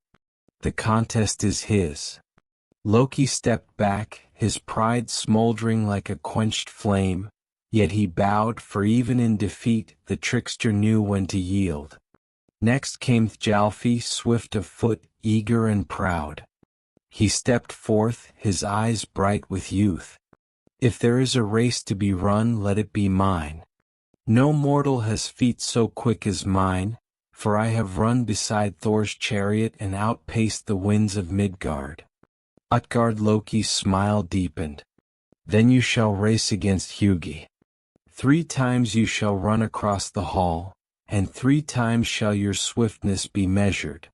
At his word, a youth stepped forth from the crowd, tall and lean, with eyes sharp as falcons and a smile that carried no warmth. This was Hugi, whose very name meant thought. The horn was sounded and they ran. Thjalfi darted like a deer, his feet scarcely touching the ground, his arms pumping with desperate speed. But Hugi flew ahead as though the air itself bore him onward. By the time Thjalfi reached the first mark, Hugi had already touched it and turned. The hall shouted with laughter and applause, but Utgard Loki raised his hand again. A good effort, but let them run a second time. Once more the horn was sounded. Thjalfi ran harder, his lungs burning, his heart hammering.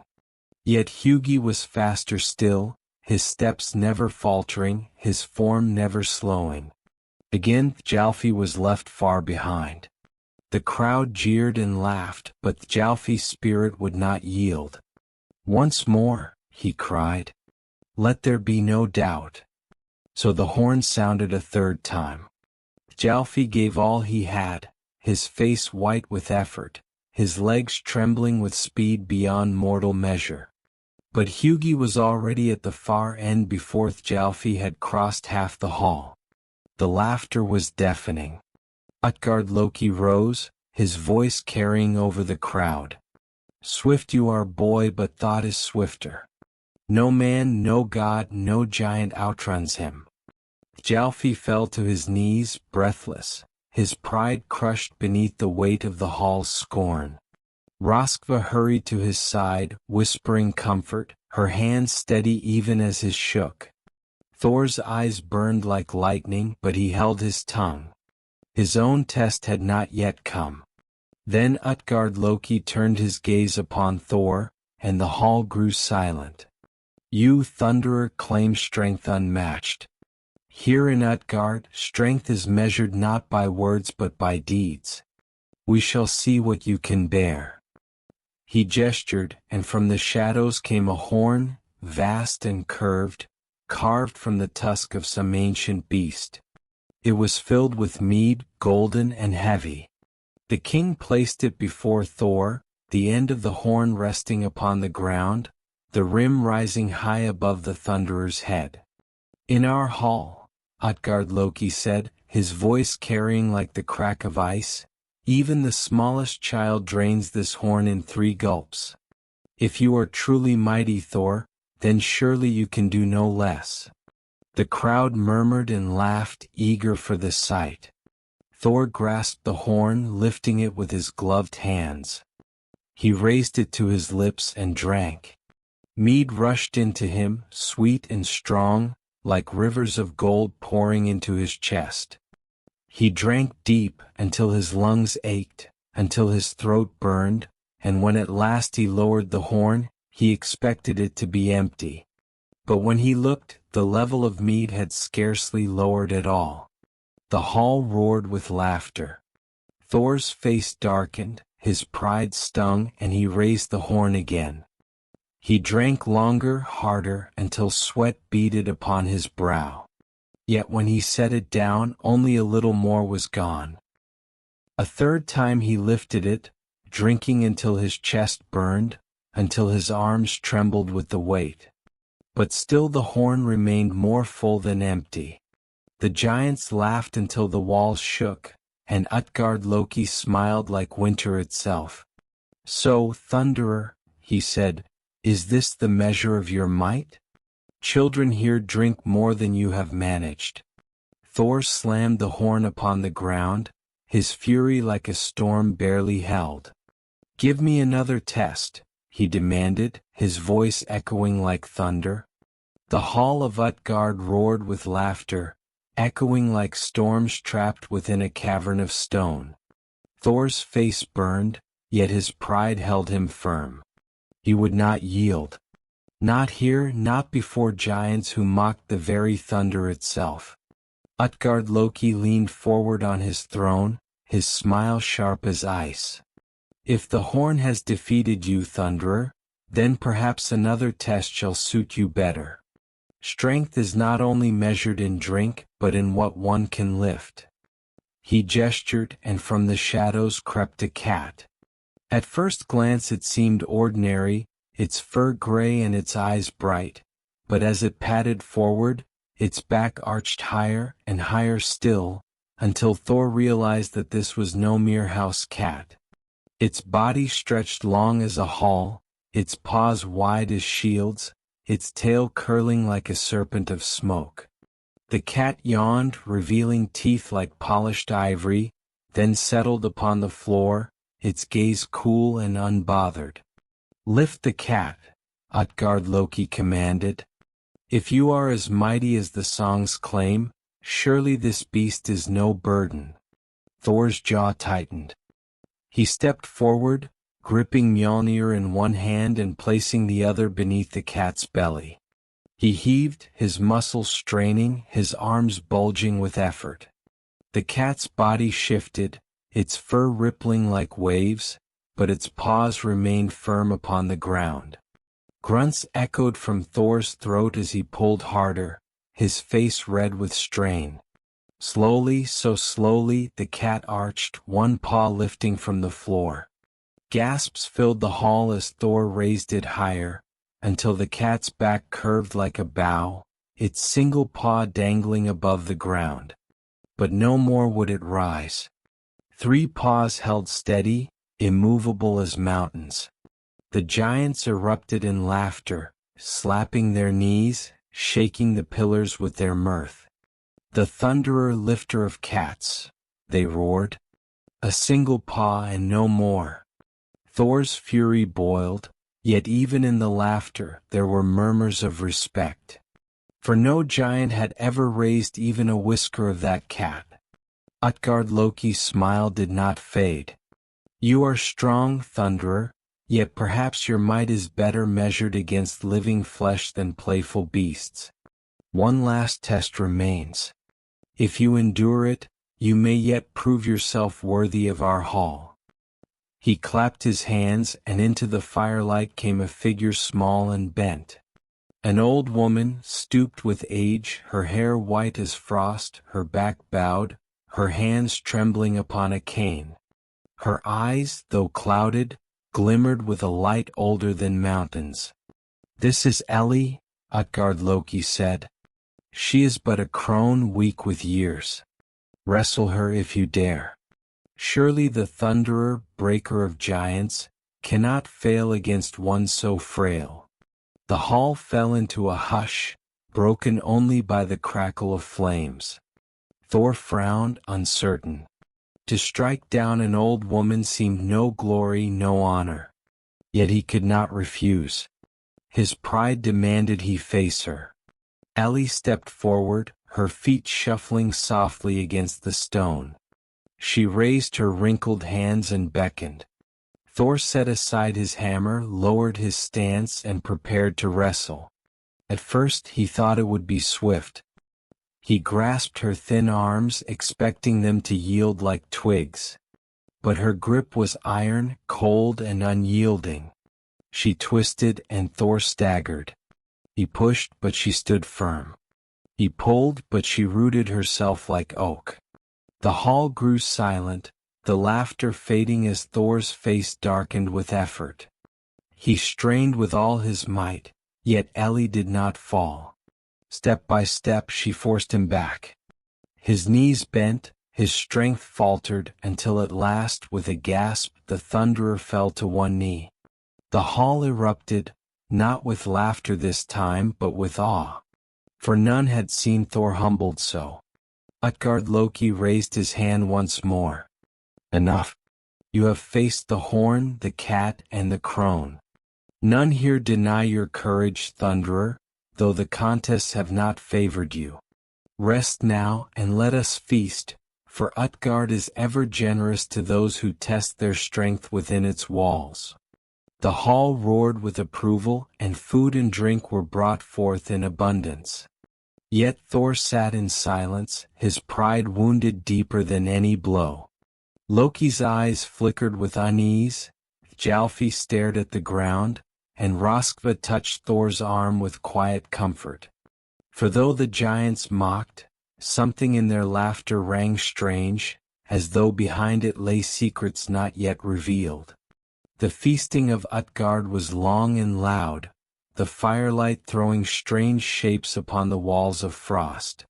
Giants raised horns vast as ships, their laughter like crashing waves, their boasts rolling through the smoky air. But at the long table where Thor and his companions sat, the mood was different. Loki brooded, his clever eyes restless. Thjalfi sat in silence, his pride wounded by his failure in the race. Roskva spoke little, though her steady gaze rested on Thor, whose face was shadowed and storm-dark. The Thunderer drank little, though the mead was strong. His thoughts were heavier than stone. How could this be? That Loki was out-eaten, Thjalfi outrun, that Thor himself had been humbled before giants, by a horn, a cat, and a crone? His heart raged with shame, and yet, somewhere deep, a whisper of doubt stirred. These contests had not been what they seemed. When at last the torches burned low and the giants grew weary of laughter, Utgard Loki rose from his throne. The hall fell silent at his gesture, all eyes upon him. His smile gleamed, yet there was something in it colder than ever before. You have done well to stand among us, gods and mortals alike, he said, his voice rolling through the chamber. Few who come to Utgard face our tests so boldly. And yet, before you leave, you must hear the truth, for no contest here was as it seemed. Thor's eyes narrowed, lightning flashing in their depths. The hall held its breath. Utgard Loki turned first to Loki.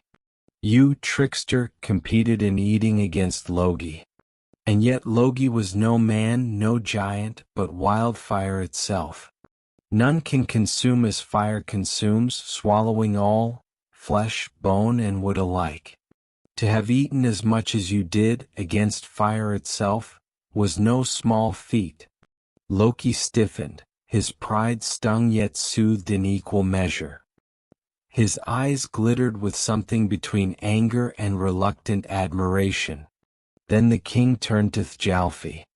You, fleet of foot, raced against Hugi. But Hugi is thought itself, and thought outruns every step, every breath, every life. No man, no god, no giant may surpass it. And yet you ran well, closer to thought than many could dream. Thjalfi's head lifted a little, though his face still burned with defeat. Roskva smiled at her brother, her quiet pride shining like a small flame in the shadows. Finally, Utgard Loki's gaze fell upon Thor, and the hall grew colder still. And you, Thunderer, faced the greatest of tests. The horn you drank from was no ordinary vessel, but linked to the very sea. When you drank, you lowered its waters, and though the change seemed small, had you drunk more, the oceans themselves would have been drained dry. A murmur ran through the giants, low and awed. Thor's hand clenched upon Mjölnir, his eyes flashing like storm fire. The cat you sought to lift, the king continued, was no beast of fur and claw, but the Midgard serpent itself, Jormungandr, who encircles the world. When you raised its paw, you bent the very spine of the serpent, shaking the seas and mountains. Never before has any hand moved so much of its length. The hall trembled with whispers, giants shifting uneasily upon their seats. And the old woman you wrestled, Utgard Loki said, his voice quieter now, was no crone of flesh and bone, but Ellie, the very spirit of old age. None can overcome her, not man, not god, not giant. All who live bow to her in the end. Yet you, Thor, held her longer than any before you, and in the end you fell to one knee only. That, Thunderer, is a feat no other can claim. Silence filled the hall, deep as the void between stars. For a moment even the giants looked upon Thor not with laughter, but with a glimmer of respect and fear. Thor's chest rose and fell, his heart burning with the mingled fires of pride and fury. He tightened his grip upon Mjölnir, his voice low as rolling thunder. Then it was all deception. Illusions to mock us, to make gods seem fools before giants. I should shatter your hall, Utgard Loki, and bring it crashing down upon you all. The king did not laugh this time. His smile was thin, his eyes hard. You may try, Thunderer, but know this. I conjured illusions so vast even you could not pierce them. And even as you raised your hammer now, I would vanish this hall with me, leaving nothing but cold stone and frost. Thor's rage flared, but before he could strike, the hall shivered like smoke in a gust of wind.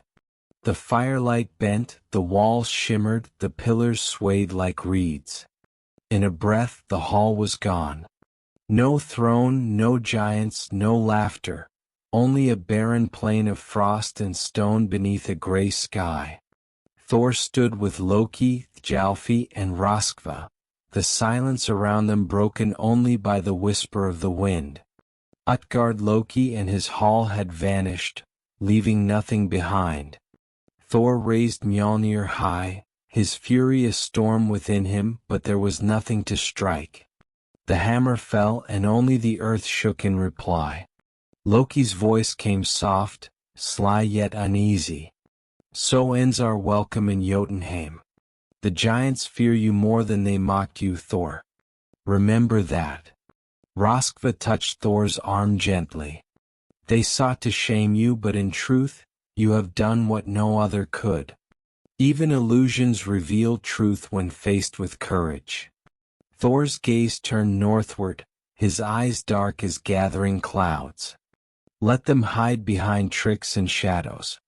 When next we meet, it shall be with no illusions between us. The thunder will speak and Jotunheim will listen. With that he called his goats, and the chariot of thunder rose once more into the sky. The journey to Utgard was ended, but its echoes would thunder through the 9 realms forever. The winds carried Thor beyond the mountains and forests of Asgard, down into Midgard, the realm of men. Here the rivers sang softer songs, the forests whispered gentle secrets, and the skies were painted with hues unknown to the halls of the gods. Thor's chariot rumbled across hills and plains, his goat's hooves striking sparks that danced like fleeting stars. Though he was the thunderer, lord of storms, he moved carefully among humans. Their homes were small, their fields fragile, their lives delicate. He did not wish to frighten, only to watch, to learn, and to lend protection where it was needed. In a valley cradled by mountains, Thor saw a village preparing for harvest.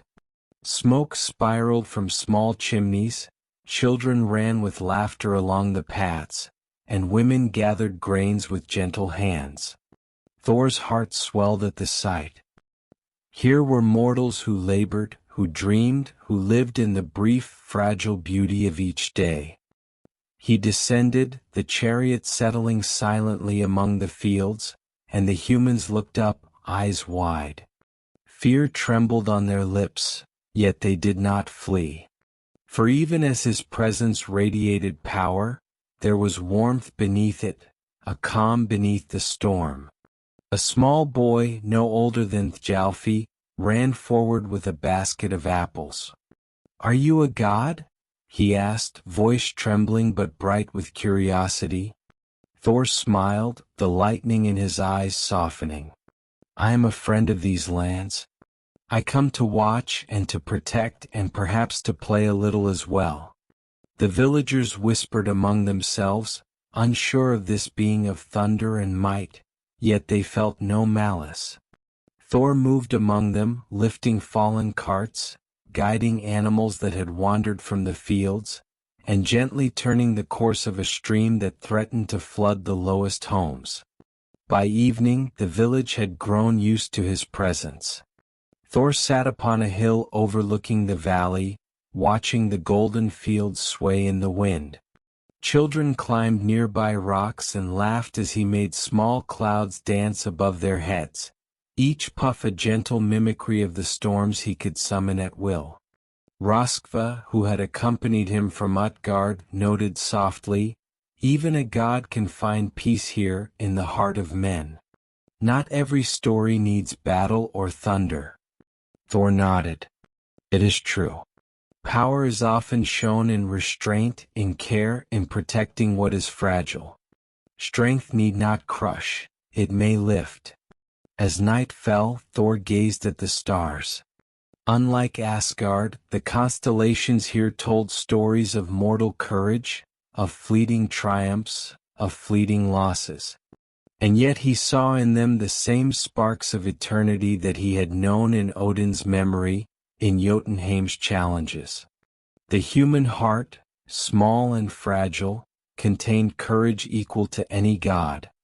The next morning, Thor helped repair a bridge that had collapsed under winter's thaw.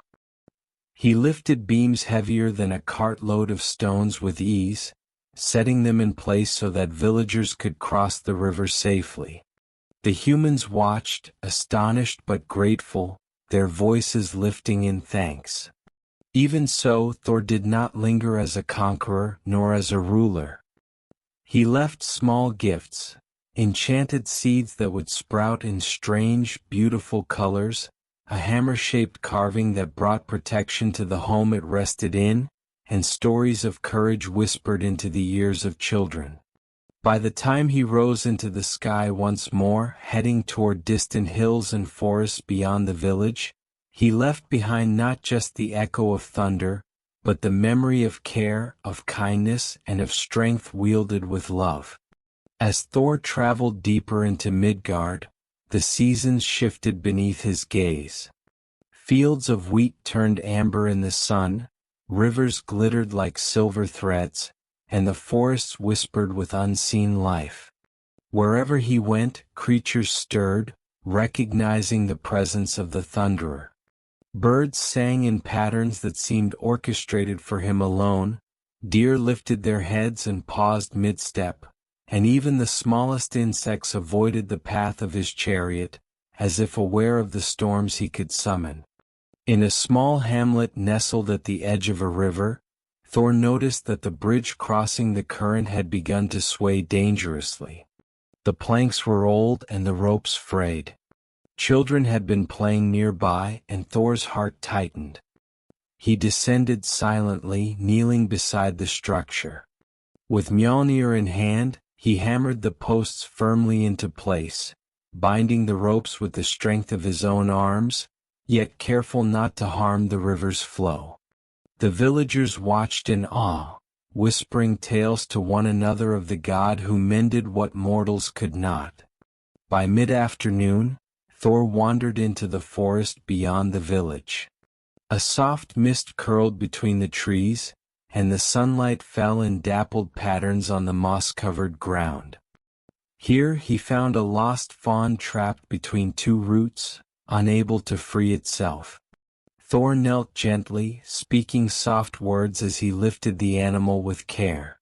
Once free, the fawn bounded away, pausing to glance at him as if in gratitude before disappearing into the trees. Even creatures, it seemed, knew the gentle power of the Thunderer when wielded with patience. The villagers, learning of Thor's deeds, began to bring him small offerings, not of gold or gems, but of things that mattered in their lives. Baskets of fresh bread, hand-carved charms, and letters of thanks from children. Thor accepted them humbly, feeling no pride in the gestures, only a warmth that filled him as he looked upon the hearts of those who struggled to live well in the fleeting days of Midgard. One evening, as the sun sank low behind distant mountains, Thor walked along the riverbank. The water reflected the skies in hues of rose and lavender. He paused to watch a fisherman struggling to untangle his nets. Without a word, Thor extended his hand, and the nets untangled themselves, twisting and weaving in a dance that seemed guided by invisible fingers. The fisherman stared in awe, knowing not to question the magic before him, but only to give thanks. In the quiet of night, Thor often climbed the hills surrounding the hamlet.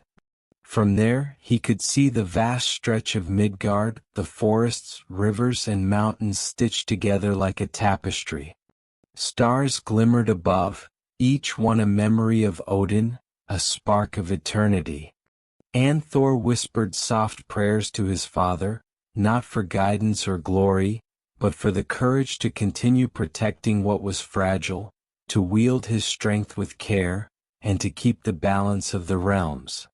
Even the simplest tasks became adventures. Thor would chase storms across the plains, scattering dark clouds to bring rain to parched fields. Children followed him, laughing, pretending to lift boulders with their tiny arms as he lifted mountains with ease. He would teach them to be brave, to respect the forest and the rivers, to understand that courage could be gentle, and that strength was not only in the arm but in the heart. On one particular night, a traveler arrived at the village, lost and weary from a journey across a wide and stormy plain. Thor met him at the edge of the woods, his eyes glowing faintly in the moonlight. The traveler fell to his knees, afraid at first, but Thor placed a gentle hand upon his shoulder. With a whisper, the path forward seemed to illuminate itself in silver light, the river crossings calm and safe. By dawn, the traveler had reached home, and stories of a god who guided lost souls spread quietly, shared around hearths and told softly to children before sleep. As the days turned into weeks, Thor's presence in Midgard became a part of the land itself. Trees grew taller under his gaze, rivers sparkled brighter, and the humans learned to live with hope and care. And though he never stayed long in one place, the echoes of his deeds lingered. Small miracles hidden in the ordinary, whispered stories of a thunderer who came not to conquer, but to nurture. At night, when Thor gazed at the stars above Midgard, he thought of Asgard, of Odin, of Loki, of the giants he had faced. And he understood something new, that strength was not only the power to strike, but the power to protect, to comfort, to watch over life as it unfolded. Here in the heart of Midgard, he was not a god of storms and fear, but a god of care and courage, and the world beneath him seemed brighter for it. The weeks passed, and Thor traveled ever deeper into the rolling hills and dense forests of Midgard. Though the humans lived simple lives, the land itself was not without its trials. Rivers swelled with rain, forests hid treacherous paths, and winds could rise without warning. Thor moved as both guide and guardian, his eyes sharp, his hands ready, yet his presence gentle as a summer breeze. One morning, as fog hung low over the meadows, Thor noticed smoke curling from the trees. A fire had begun, small but fast spreading, threatening both the forest and a nearby hamlet. Without hesitation, he lifted his hands and called upon the storm. Clouds gathered above, heavy with rain, and with a sweep of his mighty hammer, the sky opened. Rain poured, hissing over the fire, turning the flames to harmless steam. Villagers rushed out to watch, faces wide with awe, as the god of thunder restored calm without harm. In the forest beyond, Thor discovered creatures forgotten by men.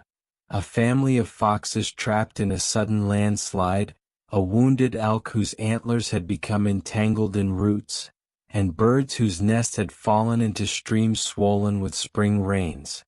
Each he helped with patience, speaking softly to calm fear, lifting, untangling, guiding. Though his strength could have crushed obstacles in an instant, he chose the gentler path, and the creatures responded with trust, running, leaping, or flying back to safety. One afternoon, Thor came upon a glade where sunlight struck the forest floor like molten gold. There, standing on a moss-covered rock, was a creature of legend. A small dragon, scales glimmering emerald in the sun, wings folded tightly, eyes wary yet intelligent. The villagers nearby trembled and whispered of danger, but Thor approached carefully. The dragon, though young, had been trapped in the glade by fallen trees. Thor lifted the logs with ease, speaking to the creature in a tone both strong and soothing.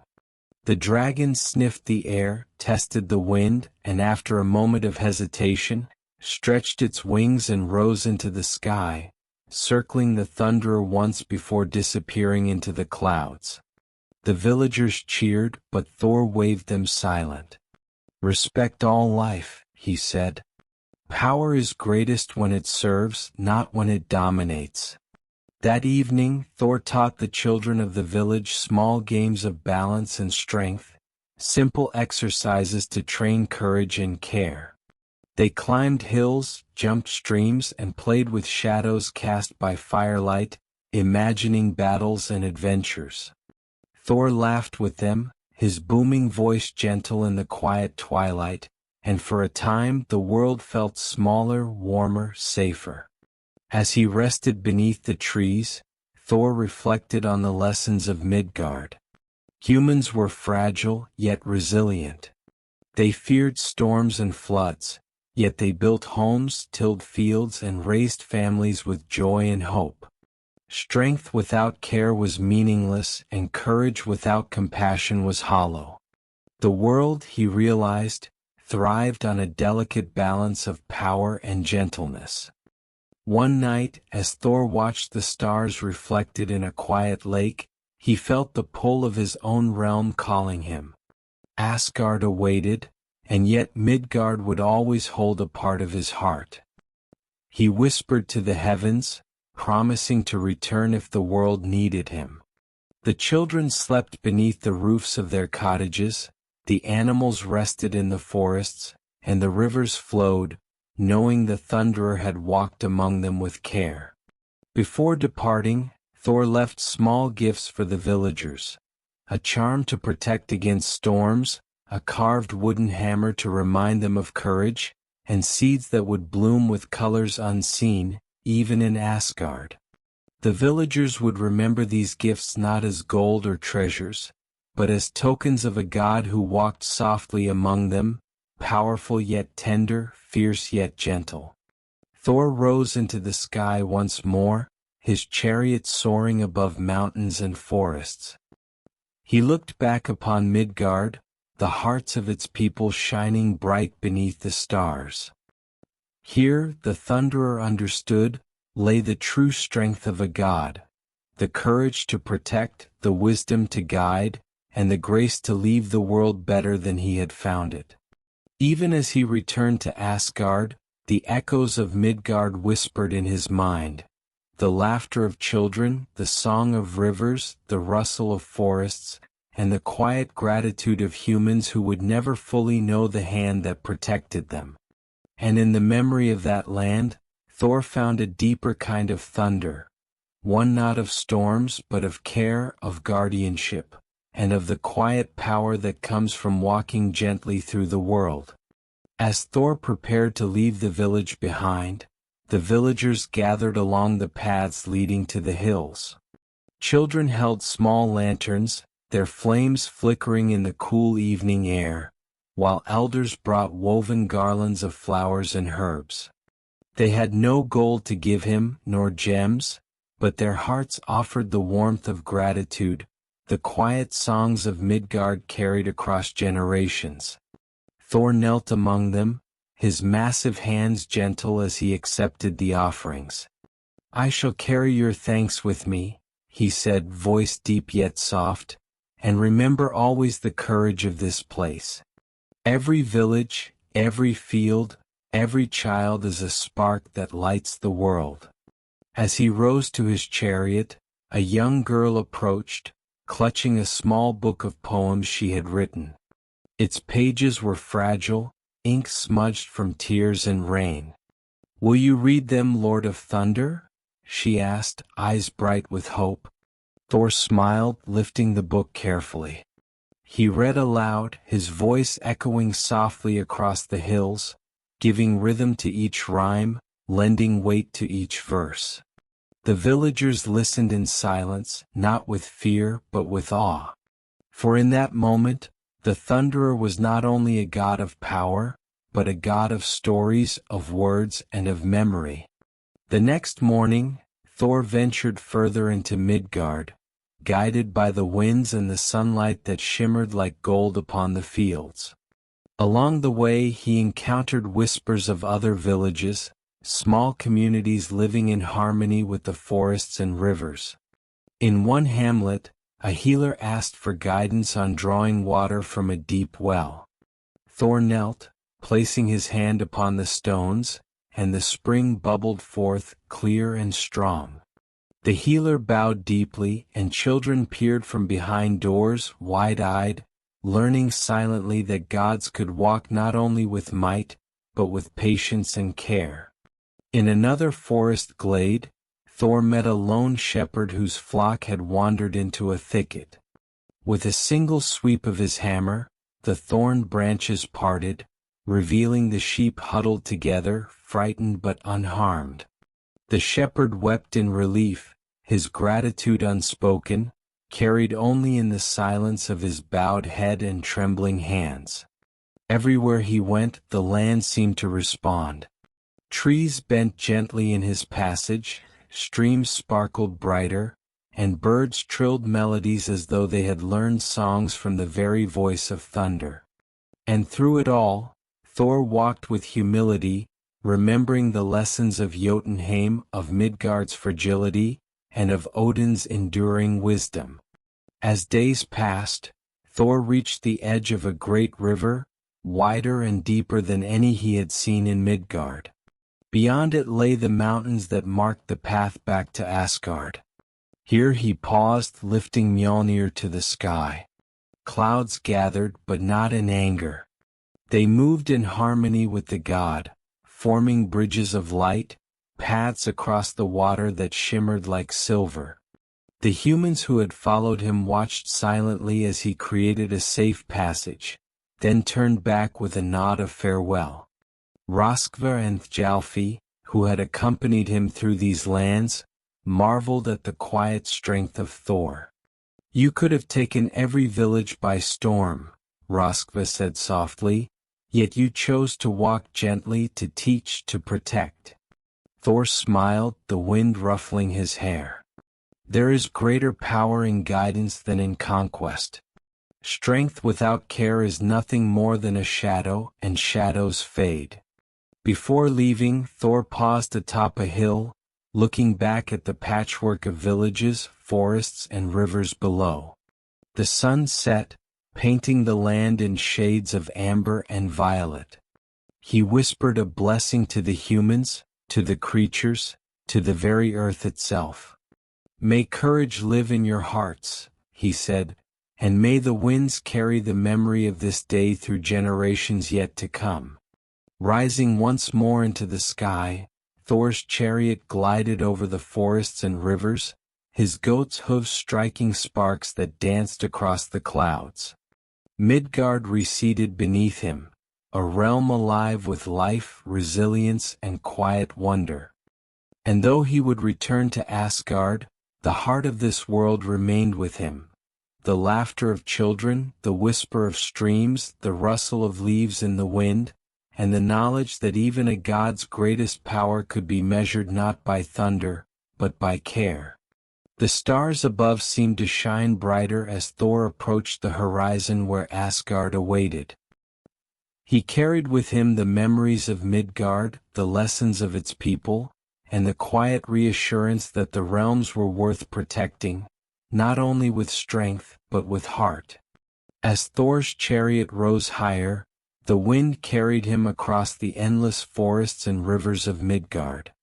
The villages, the fields, the forests, each became smaller beneath the sun's fading light, yet their memory burned brightly in his heart.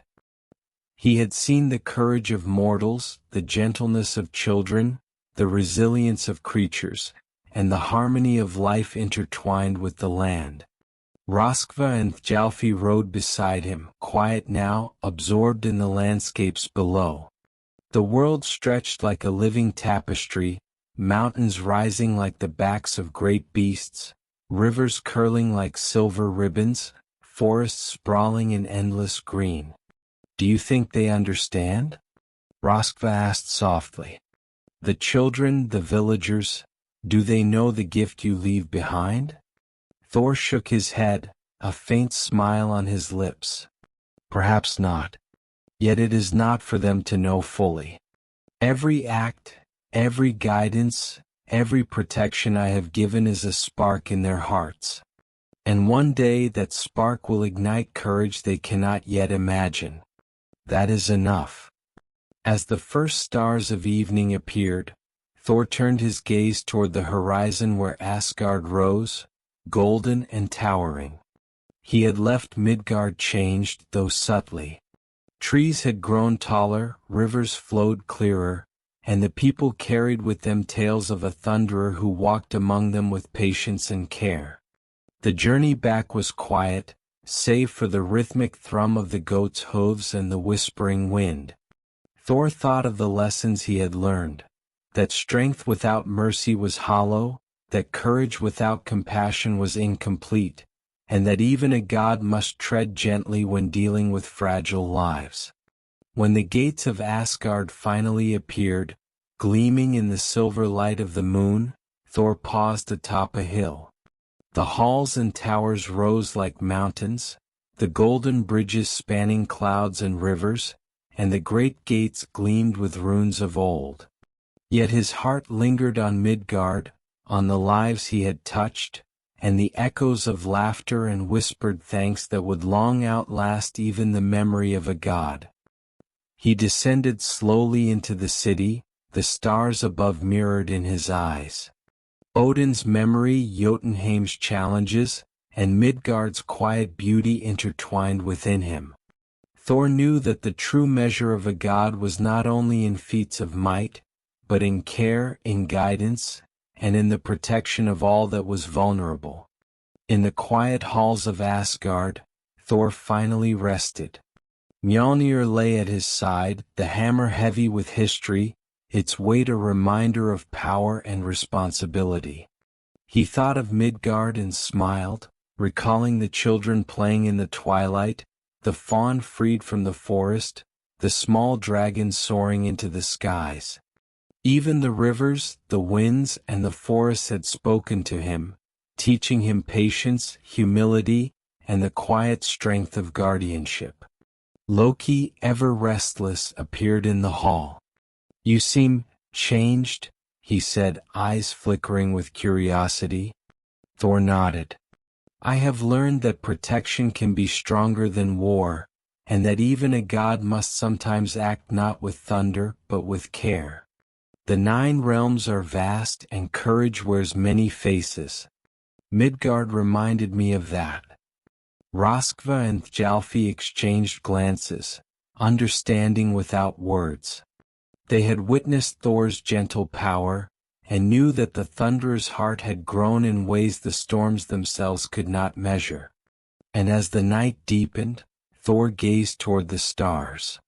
Somewhere beyond, giants, gods, and humans alike lived and dreamed. And he, the Thunderer, had walked among them all, not as conqueror but as guardian, as teacher, as friend.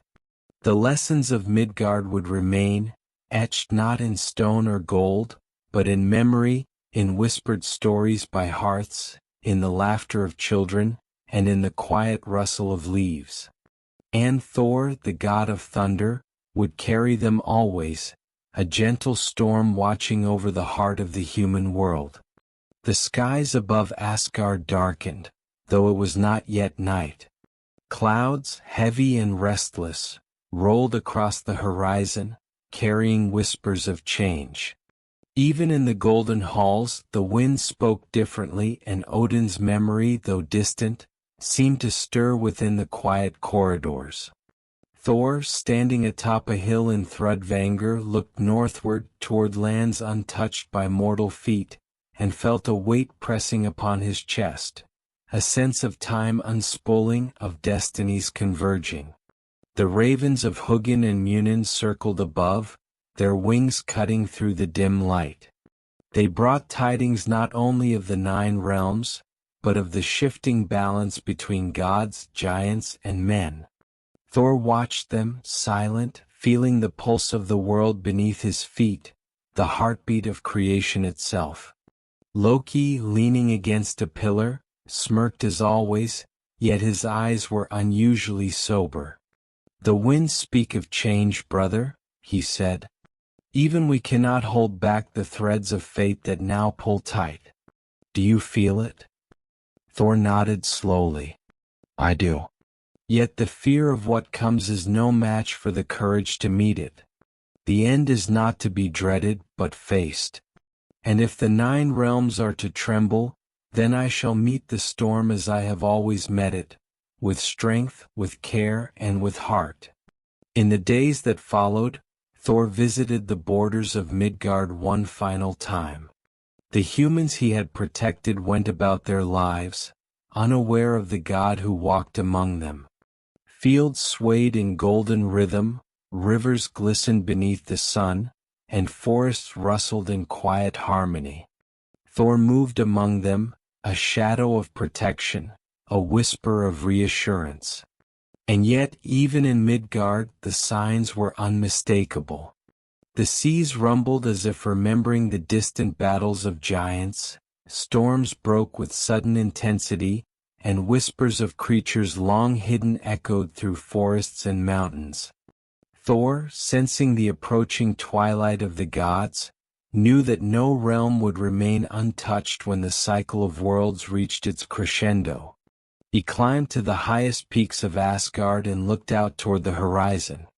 Fire in the sky marked the distant lands of Muspelheim, and shadows lengthened across the frozen expanses of Niflheim.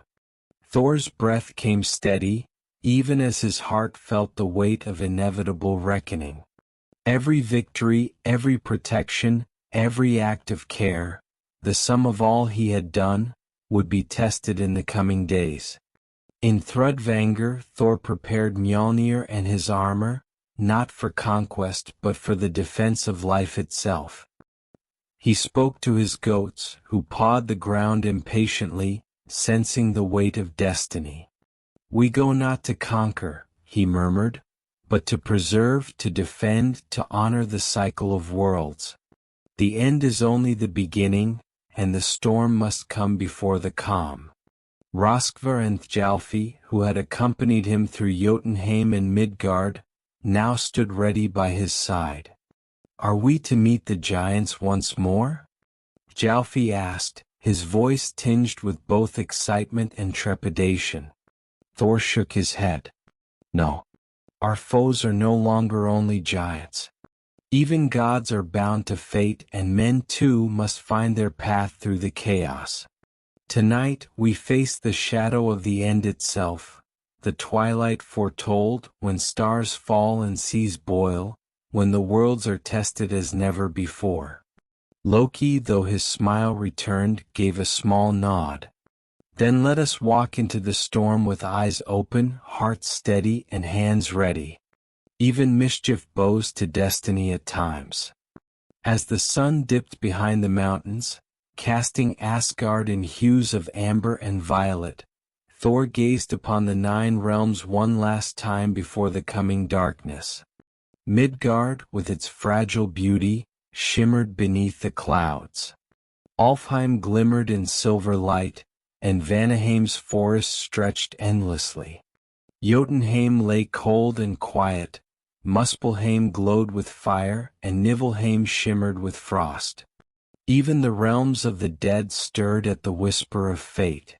Thor raised Mjölnir high, feeling its weight anchor him, feeling its power resonate through every bone and sinew. He whispered to the wind, to the rivers, to the mountains, to the children asleep in Midgard's cottages, "Whatever comes, know that courage, care, and strength endure. Even in the shadow of twilight, the heart of the worlds beats onward." And in that moment, the first rumble of the storm echoed across the 9 realms, not a sound of fear but of promise. The cycle was turning, and the Thunderer would walk at its center, a guardian, a protector, a witness to the eternal dance of life, death, and rebirth. The days that followed were quiet, yet every shadow and whisper spoke of change. Across the 9 realms, the skies shifted in subtle ways. Clouds curled unnaturally, stars flickered like distant fires, and even the rivers of Midgard murmured of storms yet to come. Thor felt the tremors in the earth, the pulse of the heavens, and the silent weight of fate pressing upon every life. He traveled first to Midgard, to the villages he had once protected. Children still played among the fields, their laughter carrying through the wind, yet Thor sensed unease beneath the surface. Storms approached faster than they should, trees bent as if bowing to invisible hands, and the whispers of ancient creatures stirred from hidden places. Thor raised Mjölnir and called the winds, not in anger but in guidance. Clouds parted to reveal the sun for a moment, rivers were steadied, and creatures frightened by the presages found shelter. Humans glanced skyward, feeling the Thunderer's presence without fully knowing it, and continued their lives with an unspoken gratitude. Even as chaos hinted at the coming twilight, the balance of life was maintained, fragile yet persistent. Röskva and Thjalfi rode beside Thor, sensing the weight of what lay ahead. "Is this truly the beginning of the end?" Röskva asked, her voice barely above a whisper. Thor nodded, his eyes toward the horizon where Muspelheim's fiery glow touched the clouds. "It is the cycle that all must face. Even gods, even giants, even men. Ragnarok comes not as punishment but as transformation. What ends now will begin again." Across the skies, the first signs of upheaval appeared. A mighty serpent stirred in the depths of the oceans, its scales glimmering like molten silver under the sun. The rivers trembled as it moved beneath Midgard's surface. Thor recognized Jormungandr, the Midgard serpent he had faced before in illusion, now fully awake, heralding the coming storm. From the north came smoke and ash, Muspelheim's fire spilling into the clouds, painting the horizon in colors of molten gold and crimson. The giants of fire stirred in anticipation, their ancient grudges and chaotic wills poised to meet the gods' forces. And yet Thor did not feel despair. In the heart of every storm, he saw opportunity, for protection, for courage, for love preserved amid destruction. Thor's first steps were not to battle, but to gather. He called upon the forces that had long stood with him, the warriors of Asgard, the Valkyries, and even the humans who had proven courage beyond their years. Together they prepared for what must come, not with fear, but with the quiet certainty of those who know the world will endure. Loki, ever complex, remained by Thor's side. His mischief was subdued, replaced by a rare seriousness. "Even I feel the weight of this, brother," he said. "The illusions we play with in Asgard cannot hide the truth of destiny. The worlds will tremble and we must act." Thor placed a hand on Loki's shoulder. "Then we act together. Not as conquerors, not as destroyers, but as guardians. Even when the storm comes, there is honor in defense, and meaning in every act of courage." As the first true storms of Ragnarok touched the lands, Thor rode into the skies. Lightning danced across his path, thunder rolled in harmony with his heartbeat, and even the smallest creatures seemed to pause, recognizing the God whose presence ensured that even in endings life was cherished. The humans watched from below, children clutching one another, parents holding hearth fires high. They did not see the full fury or the glory of the coming battles, but they felt Thor's vigilance, and in their hearts, they carried the assurance that the world was not yet lost. Even as the horizon burned and the winds carried distant cries of giants awakening, Thor thought of Midgard, the fields he had tended, the creatures he had protected, the laughter of children he had guided. These memories were his anchor, and he knew that no storm, no fire, no serpent could take from him the lessons of courage, care, and guardianship. He whispered to the heavens as he always did before battle, a quiet blessing not for victory, but for the preservation of life. May those who live know protection. May those who die do so with honor. And may the 9 realms endure, even when shadows rise and the world trembles. The first clashes of Ragnarok were unlike any the 9 realms had ever known. Giants rose from frozen lands, flames spilled from Muspelheim, and shadows moved across the forests and mountains. Yet Thor did not rage blindly. He moved with purpose, with the wisdom of past journeys, and the care he had learned in Midgard. Lightning danced from Mjölnir as he flew above the fields of Midgard and the plains of Asgard. Each strike was precise, not to destroy without thought, but to protect. Trees bent to shield villages, rivers shifted to avoid flood, and animals fled safely into hidden groves. Every motion was both power and guardianship, thunder tempered by compassion. Roskva and Thjalfi followed close, guiding humans to safety, signaling paths through the chaos, and ensuring that none were lost amid the roaring winds and crashing skies. Even Loki, mischievous and cunning, aided them, creating illusions to distract the giants and fireborn creatures, turning confusion into strategy. Thor faced Jormungandr once more, the serpent of Midgard, whose coils seemed to stretch beyond the horizon. But Thor remembered their previous encounter in Utgard and the lessons it had taught him. Not all strength comes from force alone.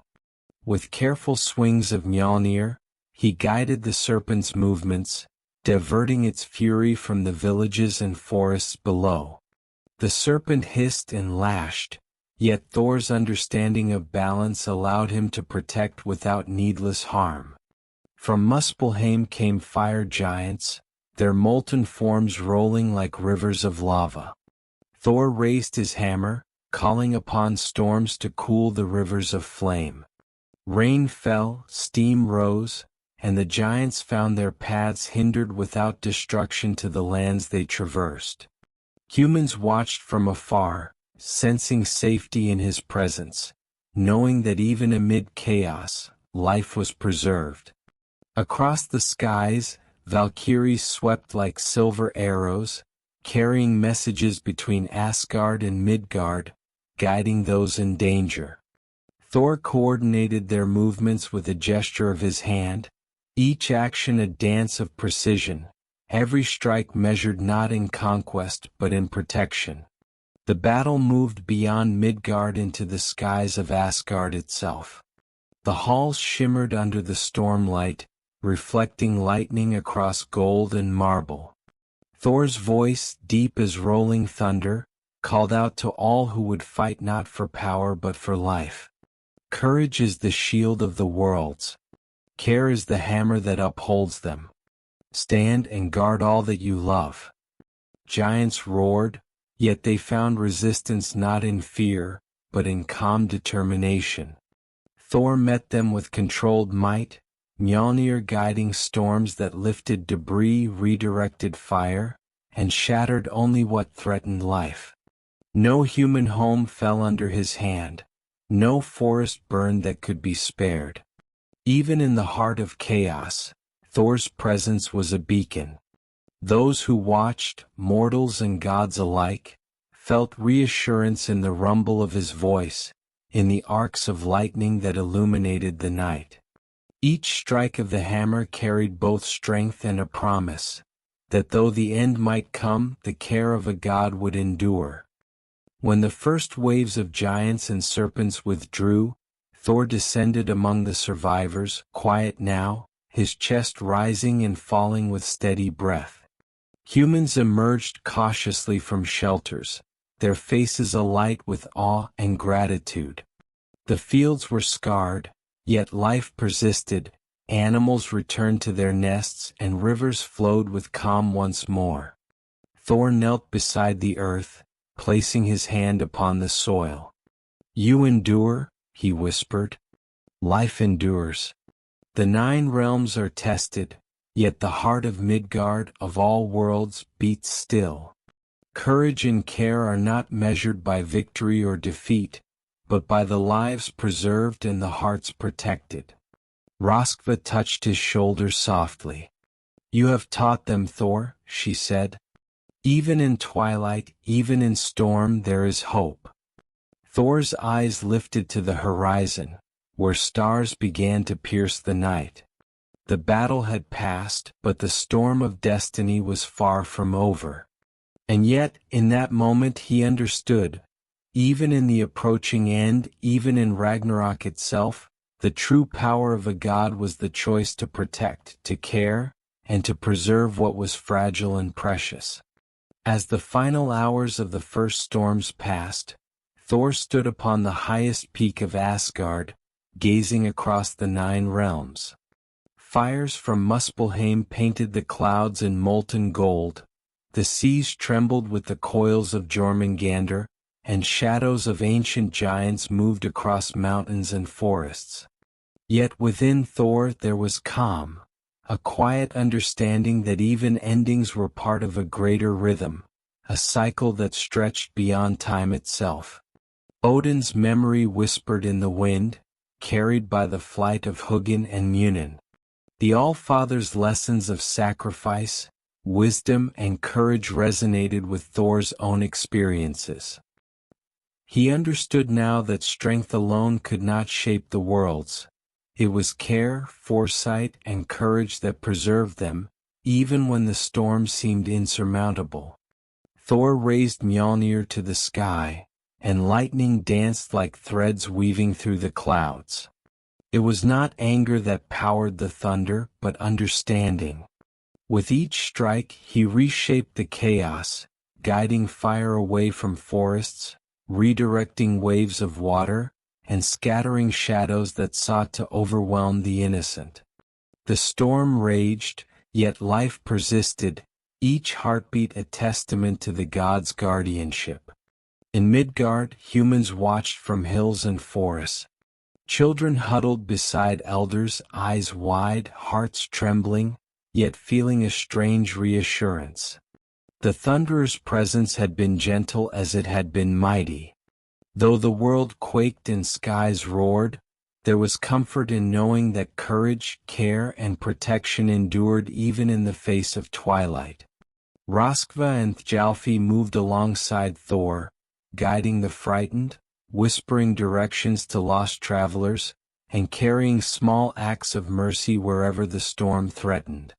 Even Loki, though ever a trickster, assisted with illusions to distract enemies, creating pathways of safety and redirecting danger without harming those who had no part in the battles. The serpent Jormungandr writhed across oceans, yet Thor's strikes were precise, nudging its coils away from Midgard's shores. The fire giants of Muspelheim burned with fury, yet even their molten advance was guided into harmless channels, their wrath dissipated by controlled storms. Thor's power was not destruction, it was measured, protective, and careful. As night fell, the sky above shimmered with the glow of stars newly born. The realms of the dead stirred, yet there was no fear in Thor's heart. He understood now the eternal truth. Death is not the end, but transformation.